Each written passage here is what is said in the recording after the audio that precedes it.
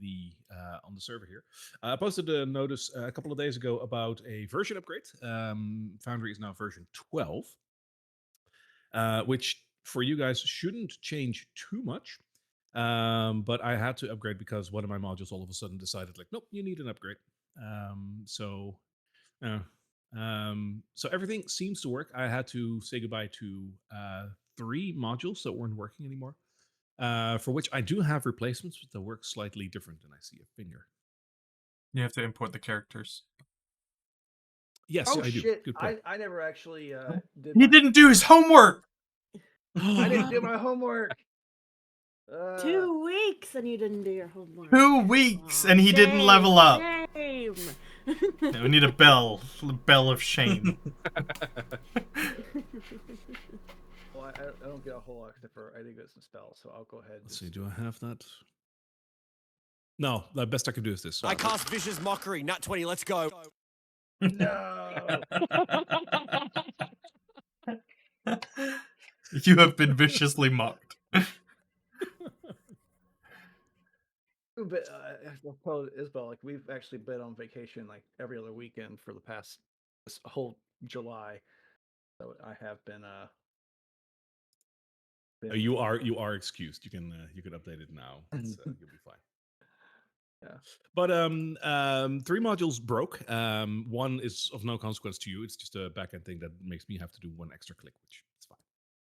But the ones that are changed for you is the drag ruler no longer works, and instead we now have what's that called again? Oh, the elevation ruler, which I still need to turn on. I mean, so I will turn it on in a second. It looks the same for you, bar one thing. If you drag your token around, it shows the amount of feet that you've moved, but it also shows an elevation tracker, which will always be at 0 because I manually do elevation. But it works the same, still shows the colors and whatnot, so that's that. And the combat tracker has broken and will not be fixed because that developer stopped developing the module. It was called the Combat Carousel, and someone else came in and was like, you know what? I'm going to make a new one. And they called it the Carousel Combat. And it's quite literally the same thing. It even looks slightly better. The UI is nice. So we do have one again. It just looks slightly different.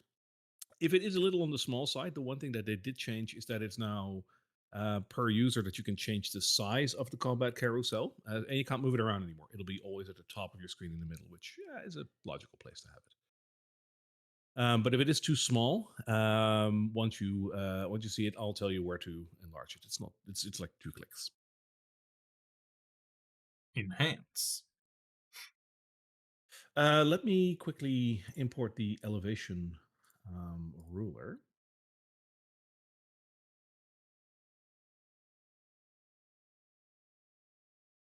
And while we're waiting for that, I think I haven't told this group yet that I have succumbed to the inevitable, and I will be rolling physically now. I spent way too much money on dice already, and I don't think it's gonna stop.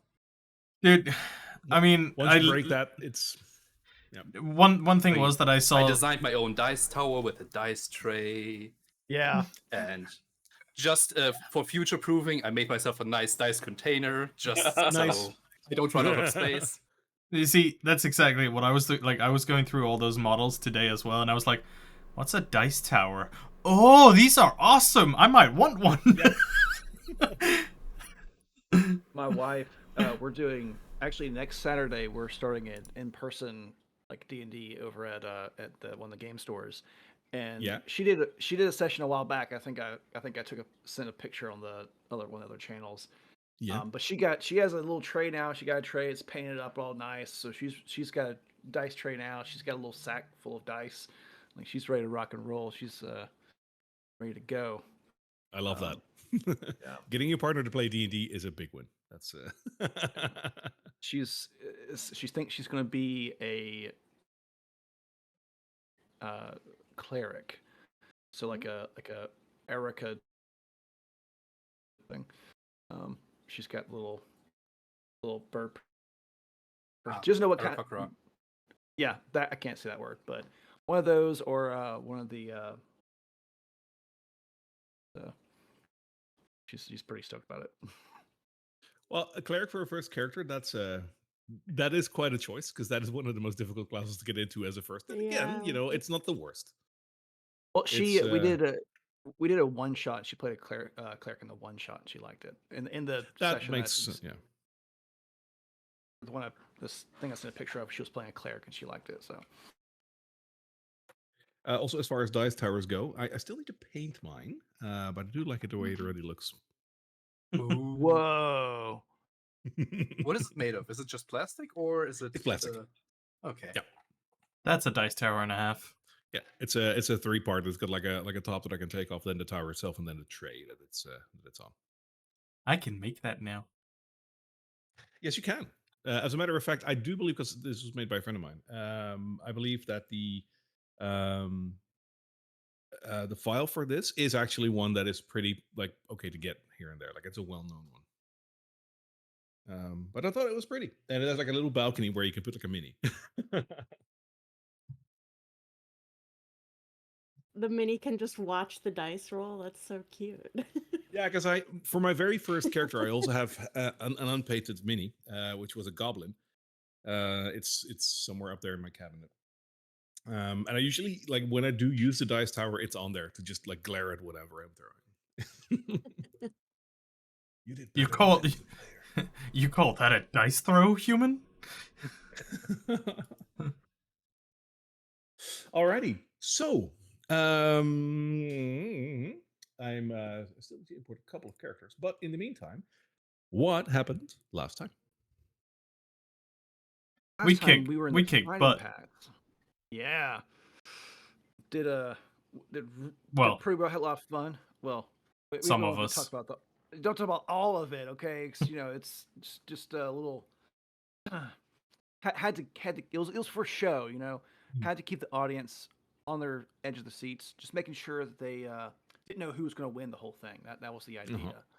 Yeah. Other than Someone that, was using an ungodly amount of arrows. so many. And then but otherwise, yeah, we did pretty good in the fight pits. Got to use the as you mentioned, the bunch.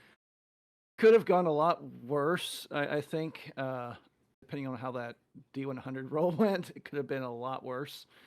So I probably will not be using one of those again. But that was that was definitely interesting. Oh yeah, because you totally like. She Oh my cheated. god, yeah, I forgot about that. That was. We Yeah, never Black got to find out what her thing was, because you she's like deader than dead. I think Yeah. she just wanted to take revenge for the thief clan in this snake thief clan. But yeah. I think if we've learned Revenge? anything, yeah, it's all. It totally seems to get a lot of miscommunications, and it's just really unfortunate. It's just unfortunate how that seems to happen. I think that's all it was. But she did cheat, and so we had to put her down. happens. Yep. So no, In the so most Balin, violent, terrible way possible. She definitely deserved it. He deserved a horrible mutation and disfiguration. Gift happens. Yeah. ah, God. testing war chemicals in front of a Yeah. people. That's Definitely the place to test out terrible, terrible weapons. What does this arrow do? No one, there will be no consequences from this action. No, of course not. No. Well, she cheated. She cheated, and that's once she cheats. You can turn her into a terrible mutation monster. It was an average Sunday in Drakkenheim. Stuff. And so nothing Alvin. Yeah, I mean, pretty much we spent the entire time in the arena. Yeah. And so Plan D's adventures and the mysterious disappearing of Fritz continues. Oh yeah, Fritz was not there at all. And then we kind of searched for him too, and he still wasn't there. So, or called out for him or something, didn't we? So I'm already excited for the next character of him. I mean, Tim knows where he's at, but we're all kind of guessing.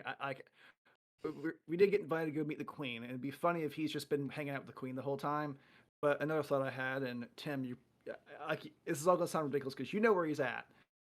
Back to Emberwood Village, and he's just like there at the tavern, just like, oh hey guys, hey, you really got to try the meat here. It's quite good.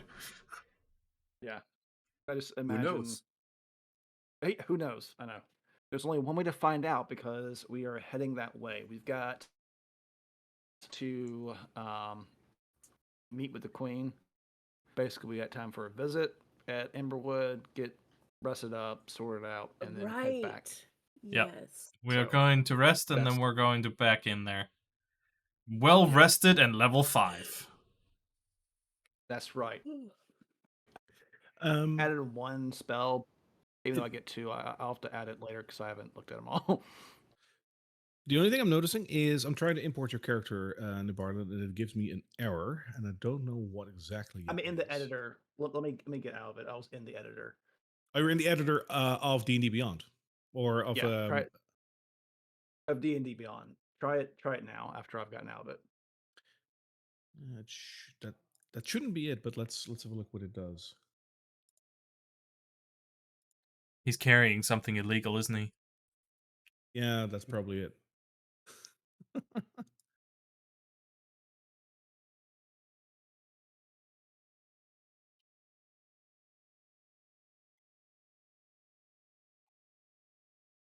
No, still giving an error. Did you click on the features and traits after you got out of it?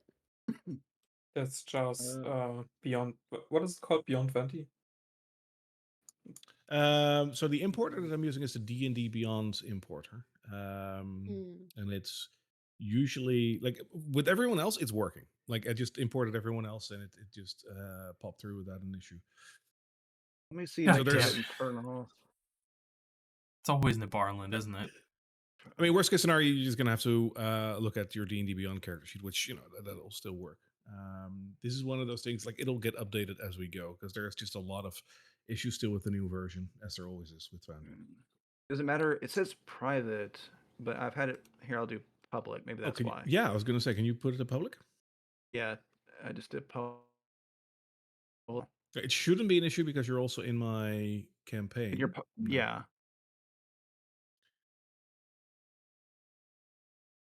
No, still doing. We can, we can just get started. I'll just reference here, and if you don't believe it, you can look at my character sheet. It's public now. So. No, like I trust you. Yeah. Really? You do? Yeah. Earlier when I loaded D&D Beyond, it was also really slow for me for some reason. So maybe there's just a connection issue, or yeah. Well, let me get started because we are, according to the map, we are about to go into the Emberwood Village. To the great beyond. I remember, yes, indeed. So let us bring you into Emberwood Village after your interesting travel and your stay at the Buckledown Row and the Fighting Pits, which you've miraculously survived. You return to Emberwood Village, one person short, unfortunately. I imagine that when you left Buckledown Row, you will have looked around if you saw any sign of Fritz, but unfortunately, there was nothing there. And either writing that up to another loss to Drakkenheim, or just the fact that, he was only recently joined your party, must have gone his own way. You've decided to go back and enter Emberwood Village. And that is where we are right now. Let me grab your tokens and put them over yonder. Good old Felix. Felix is still part of this. You haven't been home in a little while. He lives. Ish. I mean, he still lives. He's just, For a second, you think that Felix is with you, but yeah, exactly.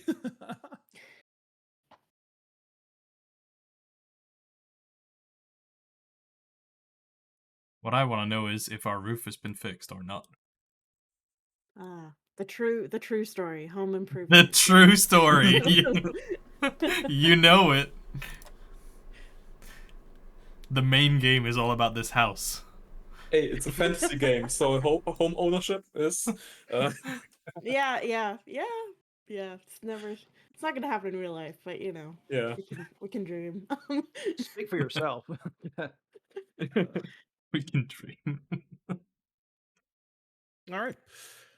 So as I said, you enter Emberwood. It is on the later side of the day, but it is still daylight. And the village is abuzz, as it is always. There are things being sold and hawked, and people are walking around. What do you do? Well, the first thing I'm gonna do is We're go still to. paused, I think. No, you're not. Oh, there we go. Now we're Oh. not. I'll be going to Crow and Sons because I would come to him if I ever found something interesting. Sounds good. Oh, Yeah. damn it. I also saw that Anatoly walked like that way, and there is something going on over there. So we'll get to that in a second. He just want to go home and sleep, dude. No. Welcome to D&D, where there's always one more thing. I would be following Anatoly. I didn't get to move until. Go ahead. Oh, there we go. I'll be. Yeah, me the same. Just want to sleep, man. Whatever this is. We'll get to that in a second. Let's first cover Nibarland's visit to Tobias. Yeah, I imagine everybody's like, we're heading home. I'm like, oh yeah, I'll be there in a minute. I'm gonna go to see Tobias real quick. That's kind of the conversation. Yep.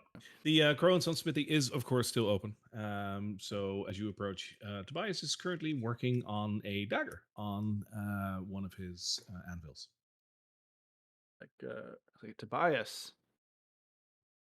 Hey! Nibarland, was it? Yes. Good to see you, man. We've been gone for a few days. You know how Drakkenheim is sometimes. I got something you might find interesting, and when I fish out one of the meteor ores, a little chunk of meteor ore, and place it down on the table. So he wipes his brow and looks at it from all sides. Now this meteoric iron looks interesting. The iron itself is rough, as would be like any ore that you would extract from the ground or so. But what's interesting is if you look at this chunk of metal, it has sort of like a hue over it, like you would see in an oil spill on the road, like that sort of like rainbowy effect. You can see that on this metal as well, and that is distinctly different from normal metal.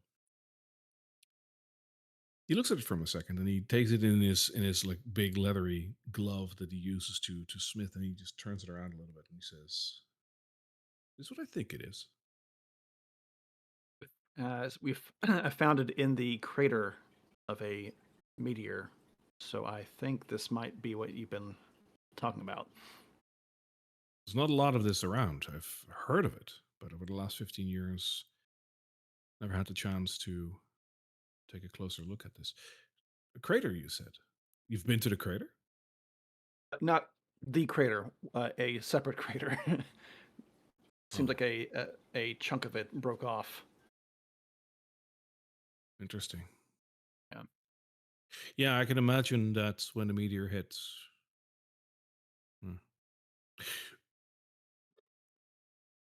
This is some interesting metal. It feels like normal ore, but it definitely looks different. I've heard the wildest stories about this stuff. I can tell you, I don't really know what you could do with it, and I have 4 other chunks about that size, and I pull them out.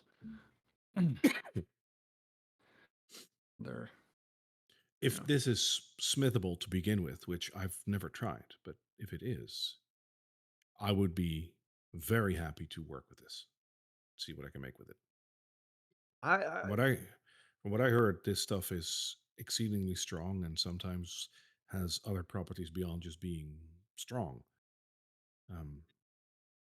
Was a tradesman coming through not too long ago who got into the possession of a chainmail shirt made by this stuff. Someone found a large chunk, and they said it didn't make any sound when wearing it. Oh, that sounds like something my grandfather had growing up. He had a very similar material to it. uh, um, I'm not sure. I guess I should just leave this with you and let you play with it some because I can't smith with it. See if you can work with it. I do want to tell you. Is there anything in particular you would like me to try and make with this? How much do you have to? It depends on how much you have to work with. I don't know how thin I can stretch it. I don't know how thin I can stretch it, and I don't know how much I need in order to make a good weapon or armor piece. Um, I can try to do both armor piece and weapon and see what I can come up with. Maybe some studs, maybe a sword. I'm gonna have to see how much it retains its strength when it gets a little thinner. I think armor might be good because Nabarlin pulls out the arrows he made on the crystals. Said, "I used one of these arrows, and the result was absolutely terrifying." Right now, we're telling other people about our war crimes. Well, he made them. I figured I'd tell him. My initial thought was to try and make arrows out of it, but I'm scared of what that might do. So maybe something a little bit more on the defensive side might be in order. Put some back.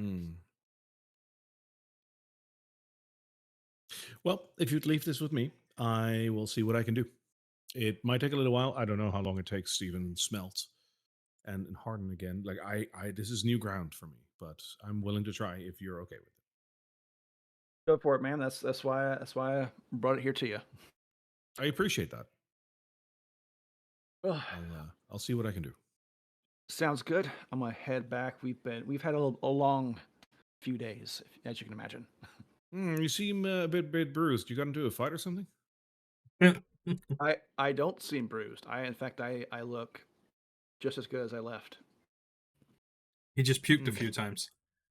No, I know, Barry. You know that I look just as good as I left. I do. Yeah. But this right here. Yeah, we did get in a fight. As I mentioned, we had to. I had to use one of these to get out of it, and I need to go rest up. Well, you go ahead and do that. When this is ready, I'll keep it aside for when you visit next. Sounds good. And then with that, I meander off. Alrighty. Scooting over to the other side of the map, as you are going towards your home, there is a lively discussion happening between two gentlemen on a section of the village here close to your home. The two gentlemen are new to you. You've never seen them before. One of them is an older gentleman, not elderly, but like in his 60s somewhere, sporting a very bushy gray beard. And there is a guy next to him who is wearing robes, it seems, of a questionable quality. He seems a lot younger than the man that he's talking to. What you're noticing is that he has something around his neck, and it seems like there's a bit of a glow coming off of it, a bit of a purplish glow. As you're approaching, you can catch just a small part of this discussion, and you'll hear something along the lines of, coming from the older man. With all due respect, I understand the need, but place is full enough as it is. I can't take more people in. That's going to be dangerous. It's a sanitation hazard as well. We're going to have to call that, like, you need to find another place. That is what you hear as you approach. Do we recognize any of them from anywhere, or you don't recognize either of them? The younger gentleman, like the robes and whatnot, the whole getup, he seems clerical almost. Maybe it might remind you of other cleric-ish kind of types that you've seen before, not too long ago.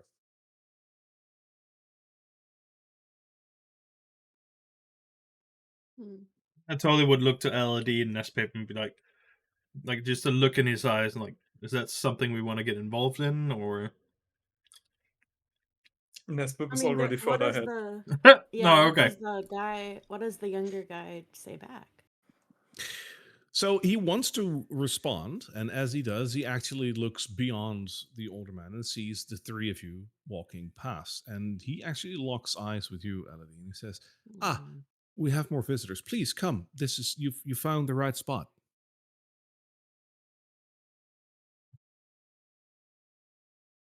Uh, You're pilgrims, right?" we're just going to our house. "Oh, you weren't you weren't here for oh, sorry, I mistook you for new pilgrims. For what? Where are my manners? My name is Nathaniel Flint. I'm one of the caretakers of, well, the people back there." And he points behind him towards the farm. This farm that is just basically outside of the map area. Um, Used to be an actual farm close to Emberwood Village. Nowadays doesn't grow any crops anymore because Drakkenheim. But the field is still there, a large open area with an old barn and an old farmhouse. The field itself is completely filled with tents and campfires. Like there, That if was you give not every tent. here the last time we Oh, were it here. was. It's just like it keeps on growing. Like the last time we Oh, saw this, okay. there was going to be like 70 tents somewhere. So there's easily 100 right now. So this is growing. Like if you give every tent, and every tent is enough for like 2-3 people. So there must be 200-300 people there. But do we see the people as well, or is it just the tents? Oh no, you see people walking around over there. Not a lot of them, but you do see them, and they kind of have a similar dress style that this guy has. Just a simple robe, no glowing gemstones or whatever, but just a simple robe. Um, they look poor, if anything. Pilgrims to see what exactly? Hmm. Well, um, I'm one of the lead disciples for the Falling Fire, and we're here to accept the pilgrims that are coming to make their way into the city. This is a resting place where we can gather everyone together, and then when we have a large enough group, we will send one of our brothers with this group into the city through the gates and towards the meteor to take their religious vows and join our um, our standing. And how exactly is it you guys survive inside the mist for so long? What do you mean? Well, I mean, you look, you know, fine without mutations or.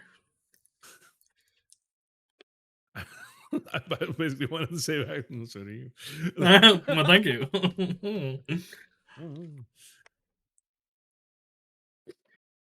um, I understand your question. It's it, layman's do often wonder, but it is our Okay, faith. hold up, buddy. Hold up. Because I've met with some of your followers already. Oh, have you? Inside Drakkenheim itself, so not Yes. really interested in being called, amongst the rest of the so-called shabby pilgrims or laymen's or whatever you call it. Well, You can talk to me like a normal person with understanding of how this works. I mean, no disrespect. It is just you are wondering like how it works, and for us, it is well simply divine purpose. You see, when when our religious gathering started, Lucretia, our spiritual leader, foresaw that the meteor that came down was not what most people think. There's a city guard. There's even a bunch of paladins now that say that this is a black mark on the world and it needs to be purged. It needs to be destroyed. And and Lucretia, she comes from the same faith as the paladin. She comes from the sacred flame, but she defiantly stood against it and said, "No, no, I have foreseen the great light in the sky coming, and it came down, and yes, people perished, and destruction was had. But this, as terrible as this was 15 years ago, this is the answer for the great darkness that comes after. This is the way to combat that which will eradicate all life, but those that will stand against it through accepting this gift that was given us through the heavens.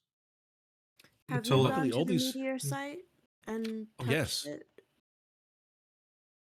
I've been to the meteor site. Well, 37 times now, gathering people and bringing them there, in order to have them do their vows. So you've seen what happened in Drakkenheim and what is happening in Drakkenheim. Unfortunately, those that are unfaithful and go their own path sometimes do It run was a into some. simple question. And I'm giving you a simple answer, my friend. No. A simple answer would be yes or no. Well, sometimes we don't get what we want. Just like you're not getting what you want right here. The old man's probably wiser than you when it comes to terms of this city. Well, I'm pretty sure that Mr. Hendricks over here understands that we simply do still need to use his farm as a staging ground. And I understand that there's more people coming in right now. We have no control over the people that are coming in. More and more flock to our causes. They do seem to understand what the truth is that is right before them. So more and more are flocking, and we're simply asking him to, well, open up a bit more space. We ask him if the barn could be used, for example, because we can house another 50 people there, and we'll get the people to the city as quickly as we can. And if some of them are wounded and mutation spreads or sickness or anything, you're going to start an epidemic right here. Oh, but we don't get sick. You don't. But are all the people here already taking your vows? Are they already part of your so-called order? Not yet, but we're taking them in as fast as we can. Just an hour ago, another group of 20 of them have started on their journey to becoming one with all of us. Until we're moving as fast as we can. Natoli would look to the older man if he wants to have a say in this. Well, I think I too am a believer. You see, I've seen the horrors of the city firsthand over the last 15 years. Heck, it took away my livelihood. My farm is not what it used to be 15, 20 years ago. I see what it does to living beings, yet this man and so many that follow him can get right up to the meteor through the city and live. Perhaps So they do have. So the they answer. claim. But nobody's seen any proof of it. This man is the living proof. He's standing here. You believe his word alone? I've seen him bring people into the city and come back alone for another flock. Yes, I would believe. You've seen him come back alone. You haven't seen him come back with the people. Well, the people often disperse to other locations after they've gone into the city. There are various locations that they can work and have a good life.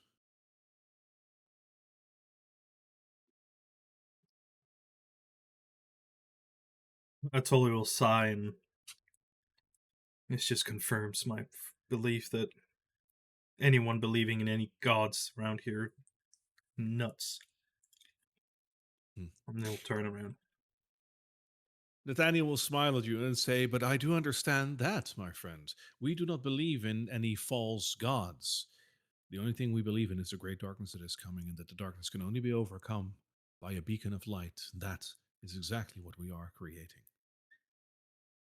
If you do not believe me, and I understand, I can only tell you what I know, and I can only tell it to the best of my abilities. But if you do not believe me, perhaps you want to listen to our great leader. Lucretia knows all. She has written this prophecy. She has foreseen this before it happened. If there is but a shred of doubt in your mind, go and seek her. Talk to her. Maybe she can convince you." No.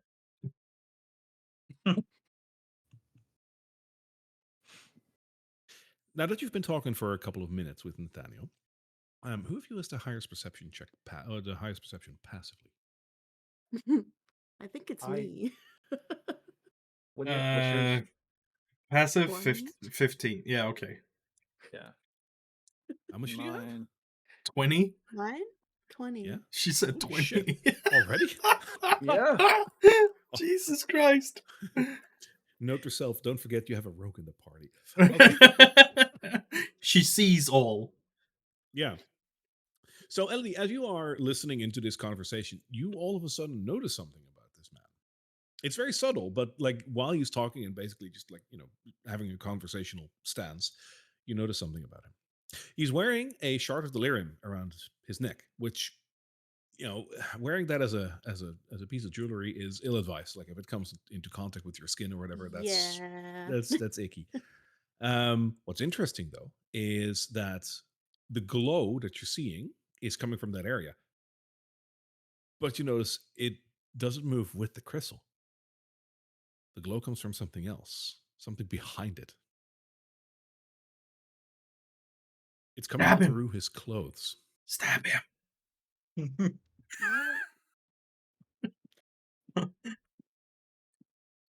What's your what have you got around your neck? Is that delirium? You know it's dangerous to wear that as a piece of jewelry. Oh, you mean this? And he grabs it with bare fingers and he lifts it. This? Yes, this is a delirium short. It's very dear to me. This was the first one I found when I was near the crater. So a lot of good memories for me. And he releases it again. As he like lifts that crystal, by the way, to just talk about it, that glow stays here. This is very dear to me. So the crystal doesn't glow, but his Not at chest all. does No, glow. like I mean, all delirium has a subtle glow to it, but that is not the glow you're seeing there. Iron Man. Sorry. I'm gonna reiterate what I said before, or whispered. Stab him. Did it do something to your chest? This crystal? No, the ritual, of course, the atonement, joining the cause. We have a special ritual, and well, it makes us one with the crystal and with all of us. And all Are you you? get is a fancy little glow in your chest. You don't get turned into a terrible monster and lose. Do I look like a terrible monster to you? Yes. I've met some people who are not what they seem. I understand that it works both ways. There are so many creatures that are not understood, but simply thought of as evil or dangerous. And the other way around, just as well. Luckily, those who join our ranks become part of something much larger than themselves. And you will notice that life becomes so much more meaningful and easier if you join us. Well, Would we have any? Sorry. Would we have any idea of what a hive mind is like, or is basically? I mean, conceptually, like it doesn't exist in this world per se. Like it hasn't been described as such, but I think conceptually you would be able to think of that. As a matter of fact, there are creatures that work with a hive mind in D&D. So yeah, that's a concept that exists. Because that's kind of the vibes I'm getting. Sorry, that's go on.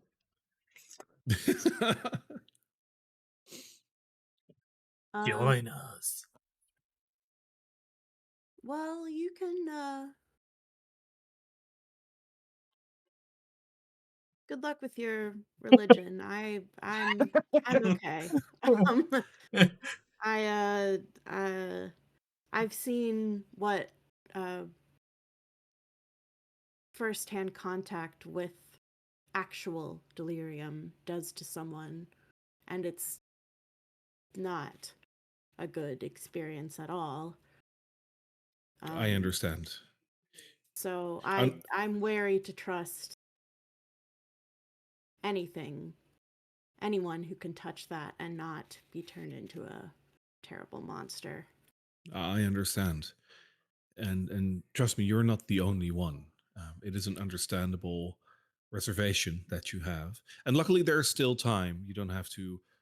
I'm not trying to convince you. There's still time for you to perhaps see things another way at some point. Okay, well, I feel like you're still trying to convince me, so I'm just gonna leave. Good luck with your stuff. Bye. Well, thank you. I'm going to see to the new families that have just come in, and I hope to see you soon. I told her to give like a I knowing. hope to see you soon. What a douchebag! No, I'm saying no, dumbass. I told her to give like a knowing smile to Elegy as she finally catches up, like after being stuck there. I was like, "Yep, Nut jobs everywhere. He turns around to the Barden, still standing there. What about you, good sir?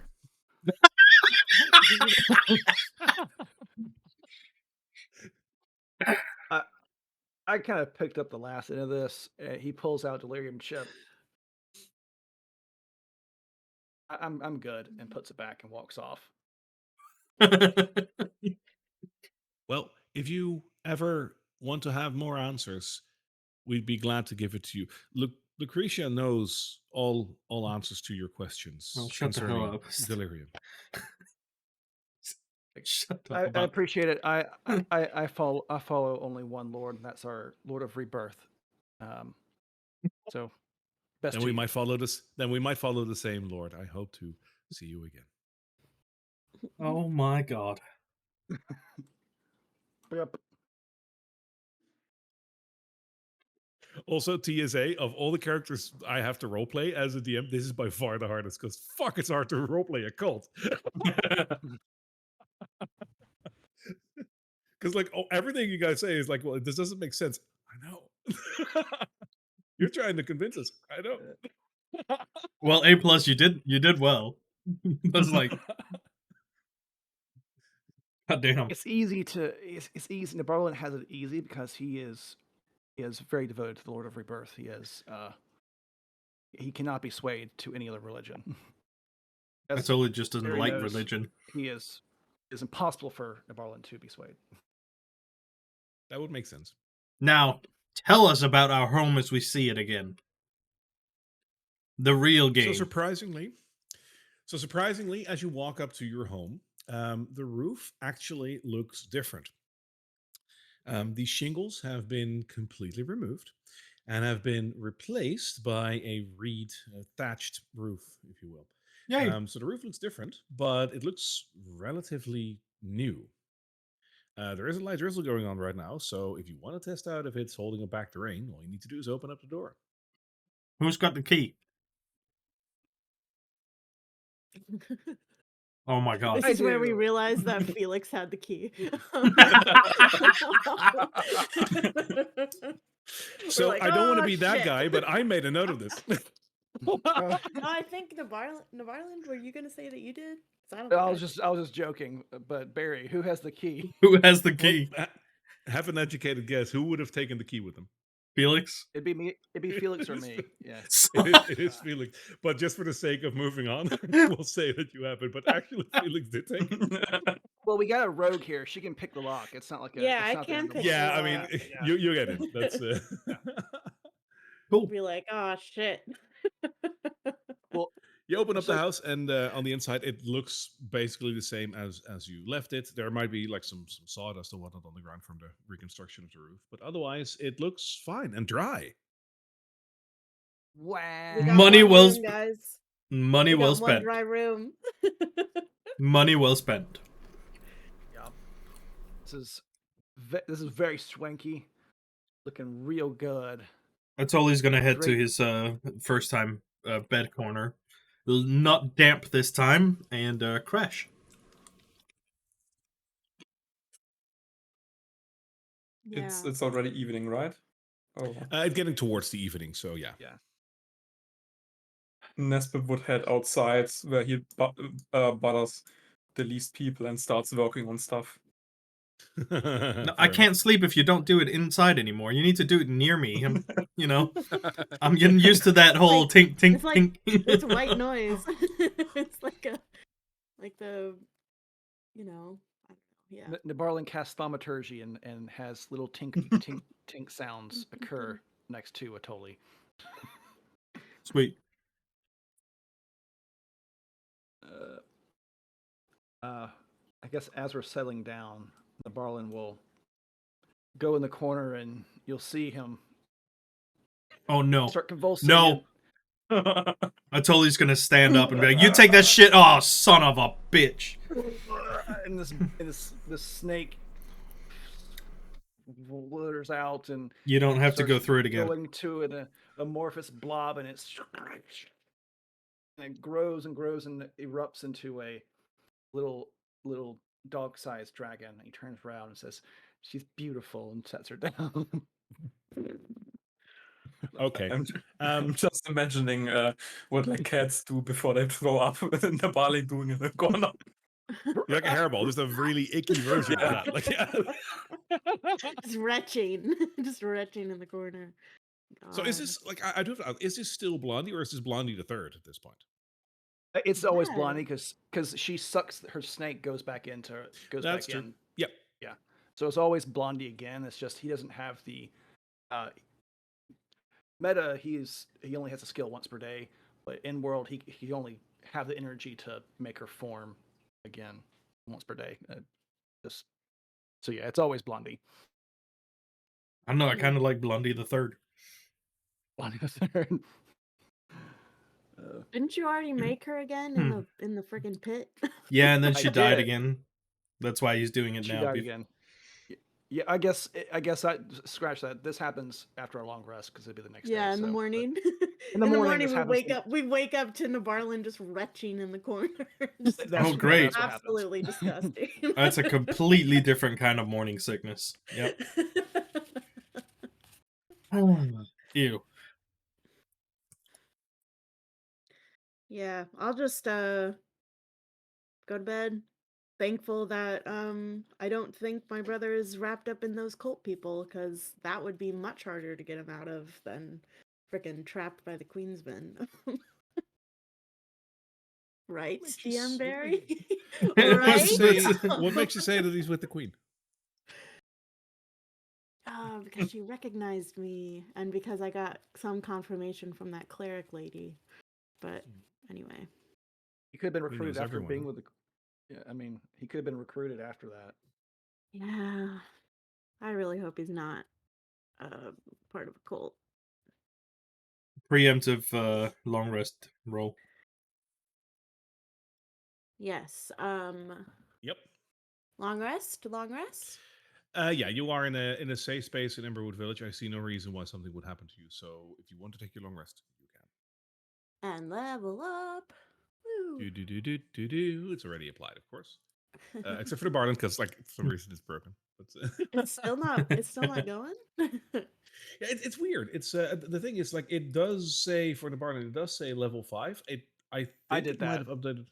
No, oh, you changed it manually. Ah, yeah. that explains. Yeah. Nesbit is going to finish the little jewelry item he started. So outside he would just use Tali as a workbench again, get some basically sandpaper or something, wet it and put a wet towel around his face and start grinding down a delirium chip to roughly fit a better size, and starts to embed it into a ring. And that's what he's gonna do this night. He's putting all his anger and all his hate into the ring. Where have we heard that before?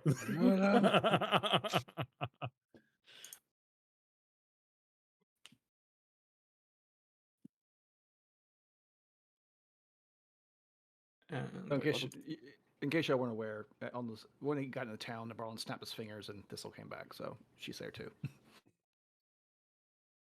Good to know. That's a bad roll, Nespit. It's good enough. Okay. Barely. Barely. I wish I knew what this roll was for. I have an idea, but maybe is it like your sickness or just like you're too tired? I don't know. Okay, anyway, go ahead. So it's only you rolled, and you know the result. Nespip, you rolled publicly, so everyone can see that you rolled a 3, which means that that's low. But didn't we say on a 1 or 2? Yeah, but it is low. Yeah. Which is still fine. You're just I'm a bit groggy. Yeah, groggy. You put in a hard day's work during a night, so yeah, but you're fine.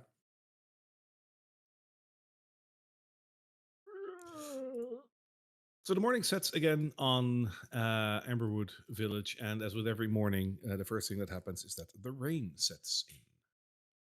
It isn't raining too hard, but there is a bit of a rain. Yeah, but fuck you, because it's dry in our house. That is true. The house is still very dry. The only pitter-pattering that you hear is outside.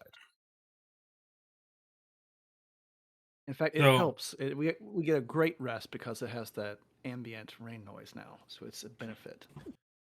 Yeah, Drakkenheim white noise. You know, that's. Yeah. So we slowly wake up, and the first thing we see is like Nibarland looking kind of sick, like he's about to puke. And then I do the and the little snake turns into a gelatinous ball and peels its way out to Blondie. I just have this vision in my head that you're sitting, sleeping, and then you wake up slowly, and you just like it catches you completely unaware, and you puke it down in your own lap and everything, and you're just looking at it like, oh, it's the most adorable thing in the world. Exactly what happens. It's just like, no, that's not what it is. It's very disgusting. As Nesbit wakes up, he walks right past Atoli, grabs some water or something, chucks it down.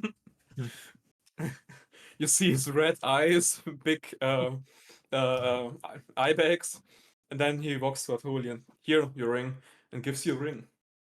The ring looks like dirty bronze snake that curls around your finger, and you don't see any delirium at first glance. But if you look more closely, you see that the eyes of the snake are glowing a slight purple. The delirium chip is embedded inside of the head of the snake, and just the eyes are carved out, so you can't touch it, but you can still see the glow through them. Ooh, that's epic! The craftsmanship. I totally will like look at it for like a long time and really admire the details on this. And inside of the ring, you see just barely engraved those two symbols. Oh, cute. I didn't see them at first. I saw Pikachu. I was like, oh, that's an interesting choice. Okay. Wow. I see Tim googling. I totally will look up at a Nespip and thank him. That's really beyond what I imagined. Yeah, it's a first draft. If you need something else, just say so. If this doesn't work. Well, we're about to see, and he'll slide the ring on. Does it fit? The ring will fit. Yay! You feel a power surge. Imagine having to roll for that. You feel a power surge. You can suddenly sense 15 other rings in the nearby vicinity. Yeah, that inexplicably are tied to this ring, even though this one is a little stronger. Also, we can't see him now for some reason.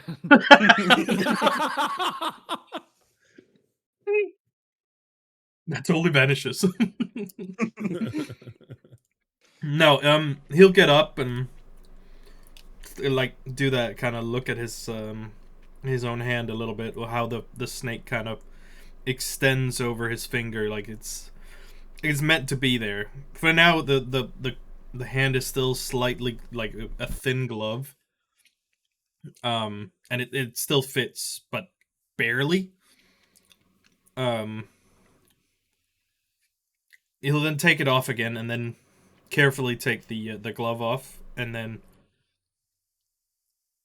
even more carefully slide the ring back on again, because he's still hesitant because it's still infused with delirium. But eventually he'll gather his own nerve and put the ring directly onto his bare hand. And then he'll walk out. Then he'll walk out of the house and out back. Are you sure that's safe? We're about to find out. I don't know. Nespip is gonna go with Atoli. Out back, he's going to start slinging random spells at the armor. Sure. Some spells will miss, some spells will hit. Of course, whenever you hit, you do get like a reply along the lines of like, it's just a flesh wound. So, all right, we'll call it a draw. it'll look like he's basically just training his spell slinging. But there is a bit of a deeper notion to it. And that's all I'll say to that. I like that. Yeah. You know what I'm doing, so. Oh yeah, absolutely.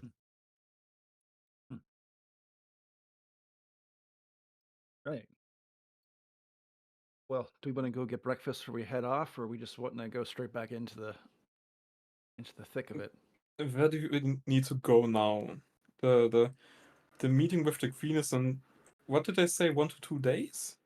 I think it was more of a maximum. I'd be here within 2 days. Not necessarily it's in 2 days. It's just before 2 days. Wasn't Okay. one? So, yeah, up to 3 days or something. The next 3 days. They said 2 days. So, oh, okay. Yeah. So, well, in that case, we better get going. Guess we're buying food for the walk. If we want to save a couple of extra hours. Yeah, I think that might be the way to go. All right. I did not specify. I didn't specify this, but I did cast good berries last night before bed. That's what I meant to Shocker. do. I think at this point that is just a given. Like I know you do. Like that's fine. So buying some food, you got some options, but I think the best option you would have for fresh, delectable, and relatively affordable food would be in either the Skull and Sword or the Bark and Buzzard. We'll just we'll just buy something at the Bark and Buzzard. Cool. So as you go into the Bark and Buzzard, I think that as soon as you step in, you will be shocked to see someone sitting at the bar over there. Oh, for God's sake. Looking up from what would Fritz be drinking? I don't think he's an alcohol person, so no. That's why I'm asking. Glass of milk. Yeah. If there is some, he would probably be, yes. A nice glass of milk. You know what? Sure. Fritz! As you see Fritz, there is one thing slightly different about him, but you can't really put your finger on it. And at this point, Fritz probably also notices you coming in. And as he turns around and jumps down from the bar stool and kind of awkwardly stumbles to the side a bit, as if slightly inebriated. And he just he walks up to you and goes, "Oh, you're back. Now that's a pleasant surprise." And at this point, you notice that Fritz is now about 2 feet taller than you are, and that you thus remember him. 2 feet taller than he was, or than all of us. He's now a medium creature. Oh, he's a medium creature. Okay, Fritz, just like all of you, except Totally. My, how you've grown! It's been that long. You were about yay high last we talked. Is everyone else fine as well, or is it just us now? We're all here. Just us now, dude. Where'd you go?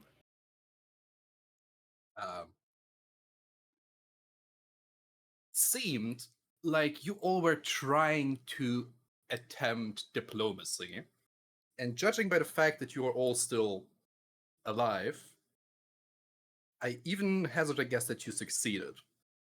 We did. So, yeah, we did have to a meeting with the fight. queen. We did have to fight for it, and it would have been nice to have another person in there. Just saying. We had aggressive diplomatic negotiations that got us an audience with the queen. Well, could have used isn't that? Yeah, but there was diplomacy to be had, and I can assure you, if I was there, there wouldn't have been any. I just decided that that would be the path of least resistance. That's all. Would you allow me? Would you allow Atoli to like kind of get a hint if you mean that as in you're a murderer or. I mean, you can inside him, and I think I'll Gladly. just go with a contested deception. The Barlin doesn't care. He's not going to. Ah, son of a biscuit. Oh. Let me insight. That's about all you I get from wanna it. Insight. My passive insight is real bad, so I'll do real. I got +8 and I got fuck all. Ah. Why are we rolling so terrible? He said what he said. The Barlin doesn't care, so he. Oh, glad to have you back. That is like, as I see this roll happening, that's another thing as a quick heads up. The integration, if you're rolling through D&D Beyond's dice, the dice do show up in Foundry right now, but they don't show the chat bubble. So if you want to see the result, you can see it in D&D Beyond. That's another bug that has been confirmed and it's being worked on. Okay. Well, I got a 10. I rolled an 8, but it's a 10. So yeah. I'm assuming you rolled higher than that. 11. Like I said, you heard what you heard. That's all you get from that. Well, okay. Well, today that makes a totally smile. Fritz, you I'm sad you missed out on our aggressive negotiations, but if you're feeling froggy enough for it, we're gonna be heading back in. Back into the city? Oh, I'm there for it. Excellent. I'm sure the Queen will be amicable to +1 to our group. Oh, so you're heading back there. That's also a right, I guess. That was kind of the whole point. We really needed to talk to her, so. Well, you were there and you had some negotiations, so I just figured you already talked about everything you needed. But if that's not the case. That's the thing about negotiations. Sometimes it's multi-layered. And it takes longer, and we can't really rest in there, so. I see, yeah. Kind of run its course. We did. Good resting is very important. We did call for you. How did you know where our house was? How did you know your that house? We were... I don't think he did. He just went to the bar. Yes, I just had a nice drink and I found a place to spend the night. Okay. The bartender looking. The bartender exceedingly happy. Rations to go, please. Okay, then pack my breakfast up as well, please. The bar lady will create some to-go breakfast for you. How many rations do you want in total? As a ration is a gold over here. Oh man, they think awfully high of their thing. It's just short supply. That's true. Yeah, I guess we're all.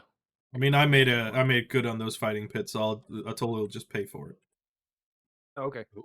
So 5 rations. 5 gold then. Yeah. Yep. Done.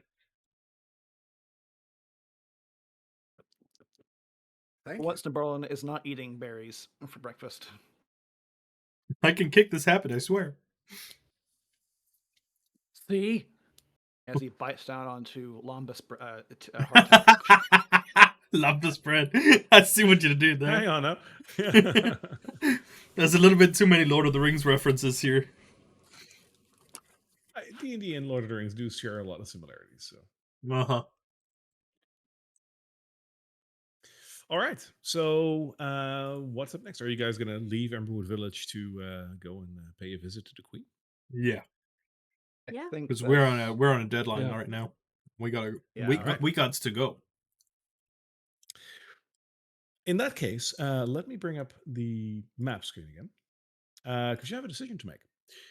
If you want to go to the Queen, you have gotten the location from Lies and Deceit, who have told you how to get there. As you might remember, they have told you that it is a route through the sewers. They have told you how to get there from Buckle Down Row, from the fighting pits, and then into the sewers. And they said, "Well, take a left, take a right, and then like when it looks you can't take a left, you Right. can because Yeah. there's Yeah. yada Okay. yada." So it is through the sewers through Buckle Down Row. Are you going to go back to Buckle Down Row, go into the sewers, and then proceed, or are you going to find an alternative sewer entrance and try your luck there? We're going to go to Buckle Down Row because we're taking the safe route, right? Aw. Yeah. I don't feel like talking with Blimp or whatever his name was just yet. All right, fair enough. So that means you will have to travel back to Buckle Down Row, which is number 18 on your map. And then head into the sewers and whatnot. So I'll skip the actual Buckle Down Row going into the sewers, then moving on. But you will still need to travel to Buckle Down Row. For that, I will need whoever is leading the pack to make me a survival check. Maybe underneath them. Totally. I think you got the biggest survival, so That's one weird name for it, but okay, sure. Oh! All right. hey. Well then, I think I think that's all the answer we need. You find treasure on the way. Yeah, not only that, like it's it appears to be Sunday and everyone's off to church or something. So it's like Oh no. city's deserted. Oh, Like, look. shouldn't there be monsters here? And there's just not monsters. Oh look, five gold coins. You just made your money back from the rations you just bought as well. Oh, a penny. So so moving to Buckle Down Row with the natural 20, I'm actually going to give you one thing, and that is that as you're traveling towards Buckle Down Row, with this natural 20, you can take any route you want. So let's, for the sake of argument, say that you do go down the normal road. As you get to about here, the road splits off to Champions Way and the other way to deeper into the spokes, which is the one you need to go. With the split of Champions Gate, Champions Way will lead to Champions Gate, one of the gates that you guys haven't been to yet to scope it out or whatever. It is the gate that is closest to the crater, and you can only imagine what that must have done with the gate itself. Before you turn to the other road, you will see all of a sudden that there is a group of people joining together from a couple of other streets onto the main road and then proceeding down Champions Way. It's a group of about 10 people, and all of them are wearing the same robes as the people that you have seen on Hendrik's farm yesterday. It seems to be like another flock that is moving there. They're past you already. Into the city? They're past you already. They're moving into the city. Yeah. And they look like a group of varied ages. You see one or two people that must be in their 60s or 70s, but you definitely also see a mother with two very young children. Why did you? Because I'm an asshole. You know this. Unless you want to do something with that, they're already past you and they're moving towards the city. Right. Freeze frame for a second. Okay. Like, what are we planning? Like, what would we do other than? I mean, these people are going to the cult. I guess what we're going to try and do is convince them not to go right here in the middle of the street. Are they being led by someone? Yes, you can clearly see that one is leading the flock. Is it the guy we talked to the other day? Or no, it's another guy. But you can see like he's the only one wearing a hood or something like that, wearing a scarf, like basically holding up an umbrella. He's got what they always do in cities. Yeah. You're an actual ass for putting me in this situation right now. Yeah, here's your nat 20. Watch all these people go to their death. The first time you roll a natural 20 in a situation where you don't have to get out of danger, this is what happens. So, yeah, I'm sorry. Yeah, so now you're giving me the choice if I want to put myself in danger or not. Is something the matter, Toli? Yeah, There's a family heading into the city, but in the belief that the mist of the crater, the whole thing itself will save them. If they're I've been in that situation. You were part of the cult? Oh. Lost and alone? If the mother dies and the children.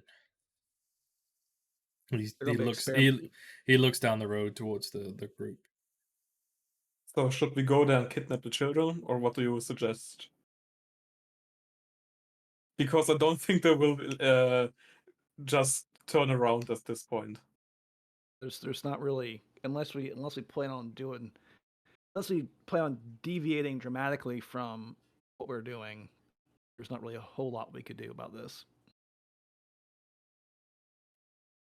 The worst thought about it is that it's potentially 10 more husks, if not anything worse, to Drakkenheim. So you're suggesting we just put them out of their misery, and there's just a flicker of fire in Fritz's palm? No, but I am suggesting that we maybe take out the leader of that cult, or at least the shepherd of that group. Let the civilians do with their own life. You're assuming that they are not as far gone as to violently defend their leader, and we have to kill them anyway. Well, if that be the case, then that be the case. Yeah, I'm not down for this. The leaders currently seems like is currently the only one actually like leading them and protecting them. If we take them out, we have to somehow convince them that yes, we took out your religious mentor, and let's go back out of the city. But look at the situation. We know what's in here. We know how hard the things and the horrors that lurk in here. They're being led by They're being led by one person to protect them through the thick of Draken. Literally go into the crater itself. Something doesn't add up. We can tail them. If you're really that worried, we can tail them and look what happens. And if anything happens, we can support them. This guy then we lose our audience. We got a day. So... Do we have a feeling how long it would take to get to the Queen from our current position? You want this way. From here towards number 18, that is how many miles is that? That would be about a kilometer, I think. So like that's what's a kilometer? Like that's 10 minutes somewhere, 10, 15 minutes of walking, so not too much. So we still have like what, 24 hours on the clock or something? 20? Yeah. And it's early morning as well in terms of travel, so like you have your option. We can just follow them and see what happens when they get to the gate. I mean, I was about to say I would like to tail them at least and see how they traverse into the thicker areas. If anything, if anything, we might learn how to move deeper in ourselves. Barlin's okay. He would follow that logic. That's good. Good idea. I'm fine with that. Yeah. I see your concern with the children and with the people. I still don't think that we can like convince them otherwise, even if something happens. But yeah, we can try to check on them, and if we learn something about what they're doing there, that's fine too. Yeah, I think that's good. Let's do it. We can just tail them a little bit, see what happens when they get to the gate. So we give it a maximum of 3 hours, and then we continue on our own way. I don't think it'll take them that long to get the gate, though. So I think we're probably no. But if they're passing through the gate without issue, then why can't we? Yeah. We haven't tried this gate. Exactly. Sure, but... We might if we're tailing them now, we might as well continue going till we can't really do it anymore. Yeah, we should be careful though, because. Oh yeah, no, we're definitely gonna stay back. No, I mean we don't have the whatever protections their religion is giving them. We don't have any of that. And the crater is right there. Oh yeah. No, we move carefully, we move silently, and we look out for everything. Okay. And with that, I'd actually like Elodie up closer to the group, to the front of the group, with her passive perception. Yeah, I'll do that. So unless incident happens, you will tail them at least all the way to the gate. Yeah.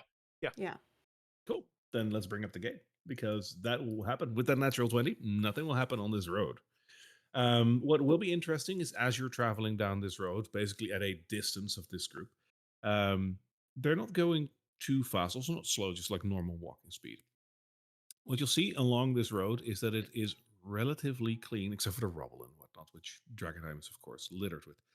But it is relatively clean in terms of corpses and whatnot. But you do notice the odd pile of bones and skulls that is here and there. And if you're so inclined to get a little closer to that, there is a horrid smell coming off of it as well. Can we hear them talking? But how?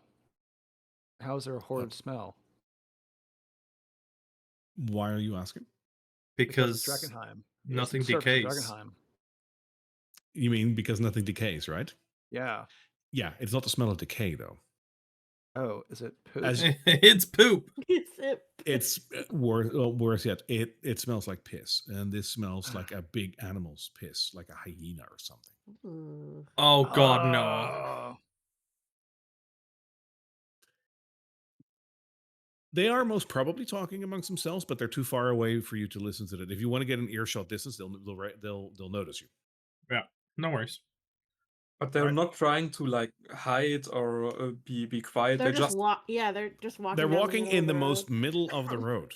Walking downtown. Walking fast. Yep. Faces past. They're home. They're homebound. Anyway. So let me grab something because this is going to be fun. Oh God! Don't say that. I mean, we're not engaging on anything. We're basically anything comes down to anything. We're just disengaging and walking away. Yeah, this is sure. Sure, you can say that. I don't. Yeah, I was about to say I don't like how you just dismissed that so easily. It's your decision. It's your game. I quickly am looking for a map of just like a straight street. I should have that somewhere. This'll work. This'll work. This'll work.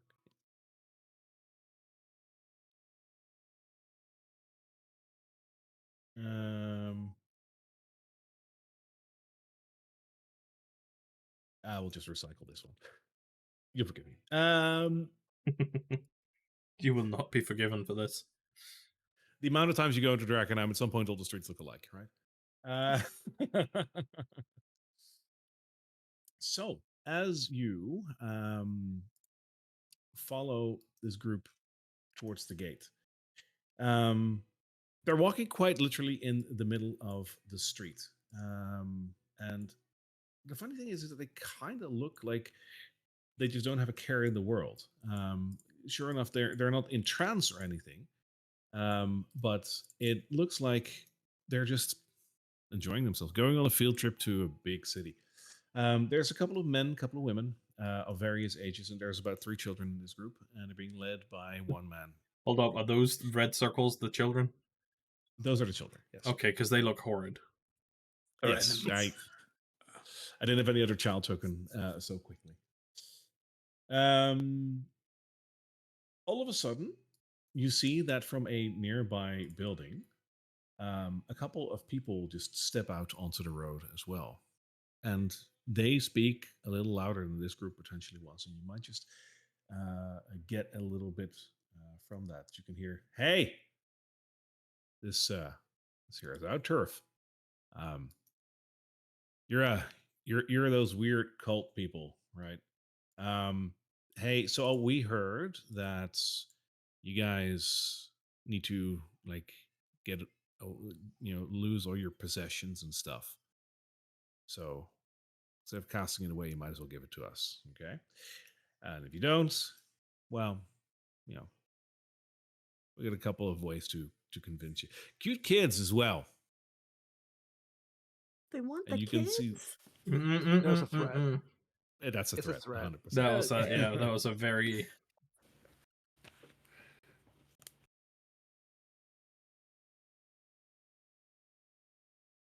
Did they like start taking off their clothes or anything? Whoa, whoa, Oh, the group whoa, is whoa! This is a family-friendly show, dude. so the group stops, and the one that is in front basically looks at the rest of those bandits that are now on the road. He says, "Now listen up. There's no need for this hostility. This is a main road going into the city. This is no one's, not yours and not ours. We're just travelers. We have little means. We have no means. They already cast aside everything they own. They're on their way to be enlightened, and you should not stop them. This is their only chance of survival." One of the bandits just gets a little more angry and he says, "To hell with your survival. It's about our survival. This area, yeah, it's our turf. That includes the Champion's Way. I understand if you don't like it. I would too if I would be in your shoes, but I'm not. But I would like them. So take them off." Do you guys do anything with this? No, No. Far No, we're away not. are we? Where are we on? we're way down the road. Yeah, if Way you down the want, road? if you want, I can plop you down, but you're basically at like so far that they will not see you. Yeah, we don't do Right. Yeah. anything. Okay. We are How far? we are not here to be heroes. We're the fly on the wall right now. Yep. Yeah. There. I guess. Just for considering spell ranges and so forth. How far are we? 100 feet. Oh, okay. Here comes meteor shower. There, no one can be killed. Yes, I'll save you. Oh no. Don't worry, they won't kill you on my watch. Well, just to avoid, I mean, we haven't been walking down the middle of the road. So No. just to make sure that we're not going to be seen by these bandits, I think we would start like going from house to house, like hiding. I mean, feel free to position yourself in a more like hidden way. As that happens, and the group leader basically tries to engage with the bandits to try to de-escalate the situation.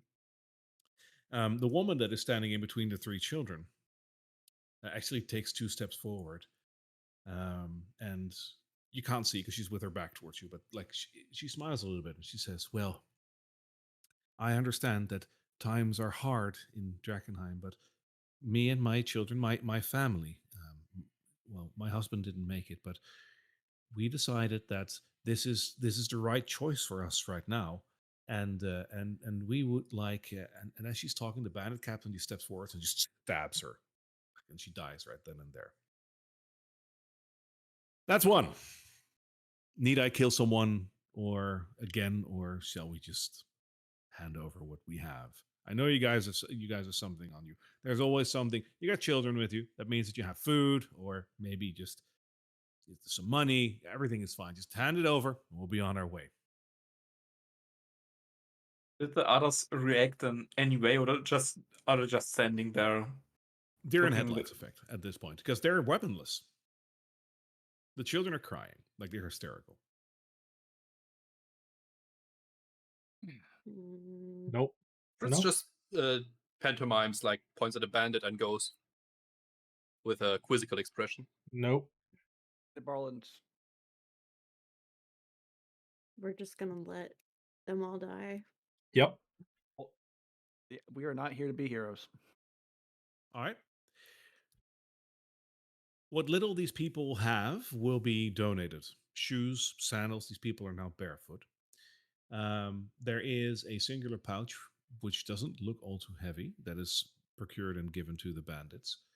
And the one in front actually raises up his robe and removes a scimitar from it and hands it to the bandits. "See, good man. That looks like good steel. Possibly got that in Emberwood Village, huh? To hell with your no material possessions. See, that's only for the flock, not for you guys, huh? Don't believe him. It's all bullshit. It's all a scam. At least we're honest. We told you we'd kill you if you didn't listen. We did. We're talking truth. He isn't. So remember that. Yeah, that'll do, right? For now. So we'll be back next time you cross this road. So remember, take something else with you. Because if it's a little light like this, next time, maybe we'll kill 2 people. Maybe we'll skewer a child, just to get the message across. Yeah? All right. Well, you have a good one. Bye-bye now. And they leave the area. Well, do you do anything with this now? I think it's about time we head out. Yep. It's about time we pursue we our hit the old dusty trail. Yep. It's about time we pursue our own goal. As you will. Then that is that. And you are back on the map. Here, we're just going to head on over this way and go on to 18. Yep. All right. Reaching Buckle Down Row, it kind of looks the way that it did before. There's still people on the roof. There's still people walking around on the street. Is there anything in particular that you want to do in Buckle Down Row, or do you just want to pursue towards the Queen?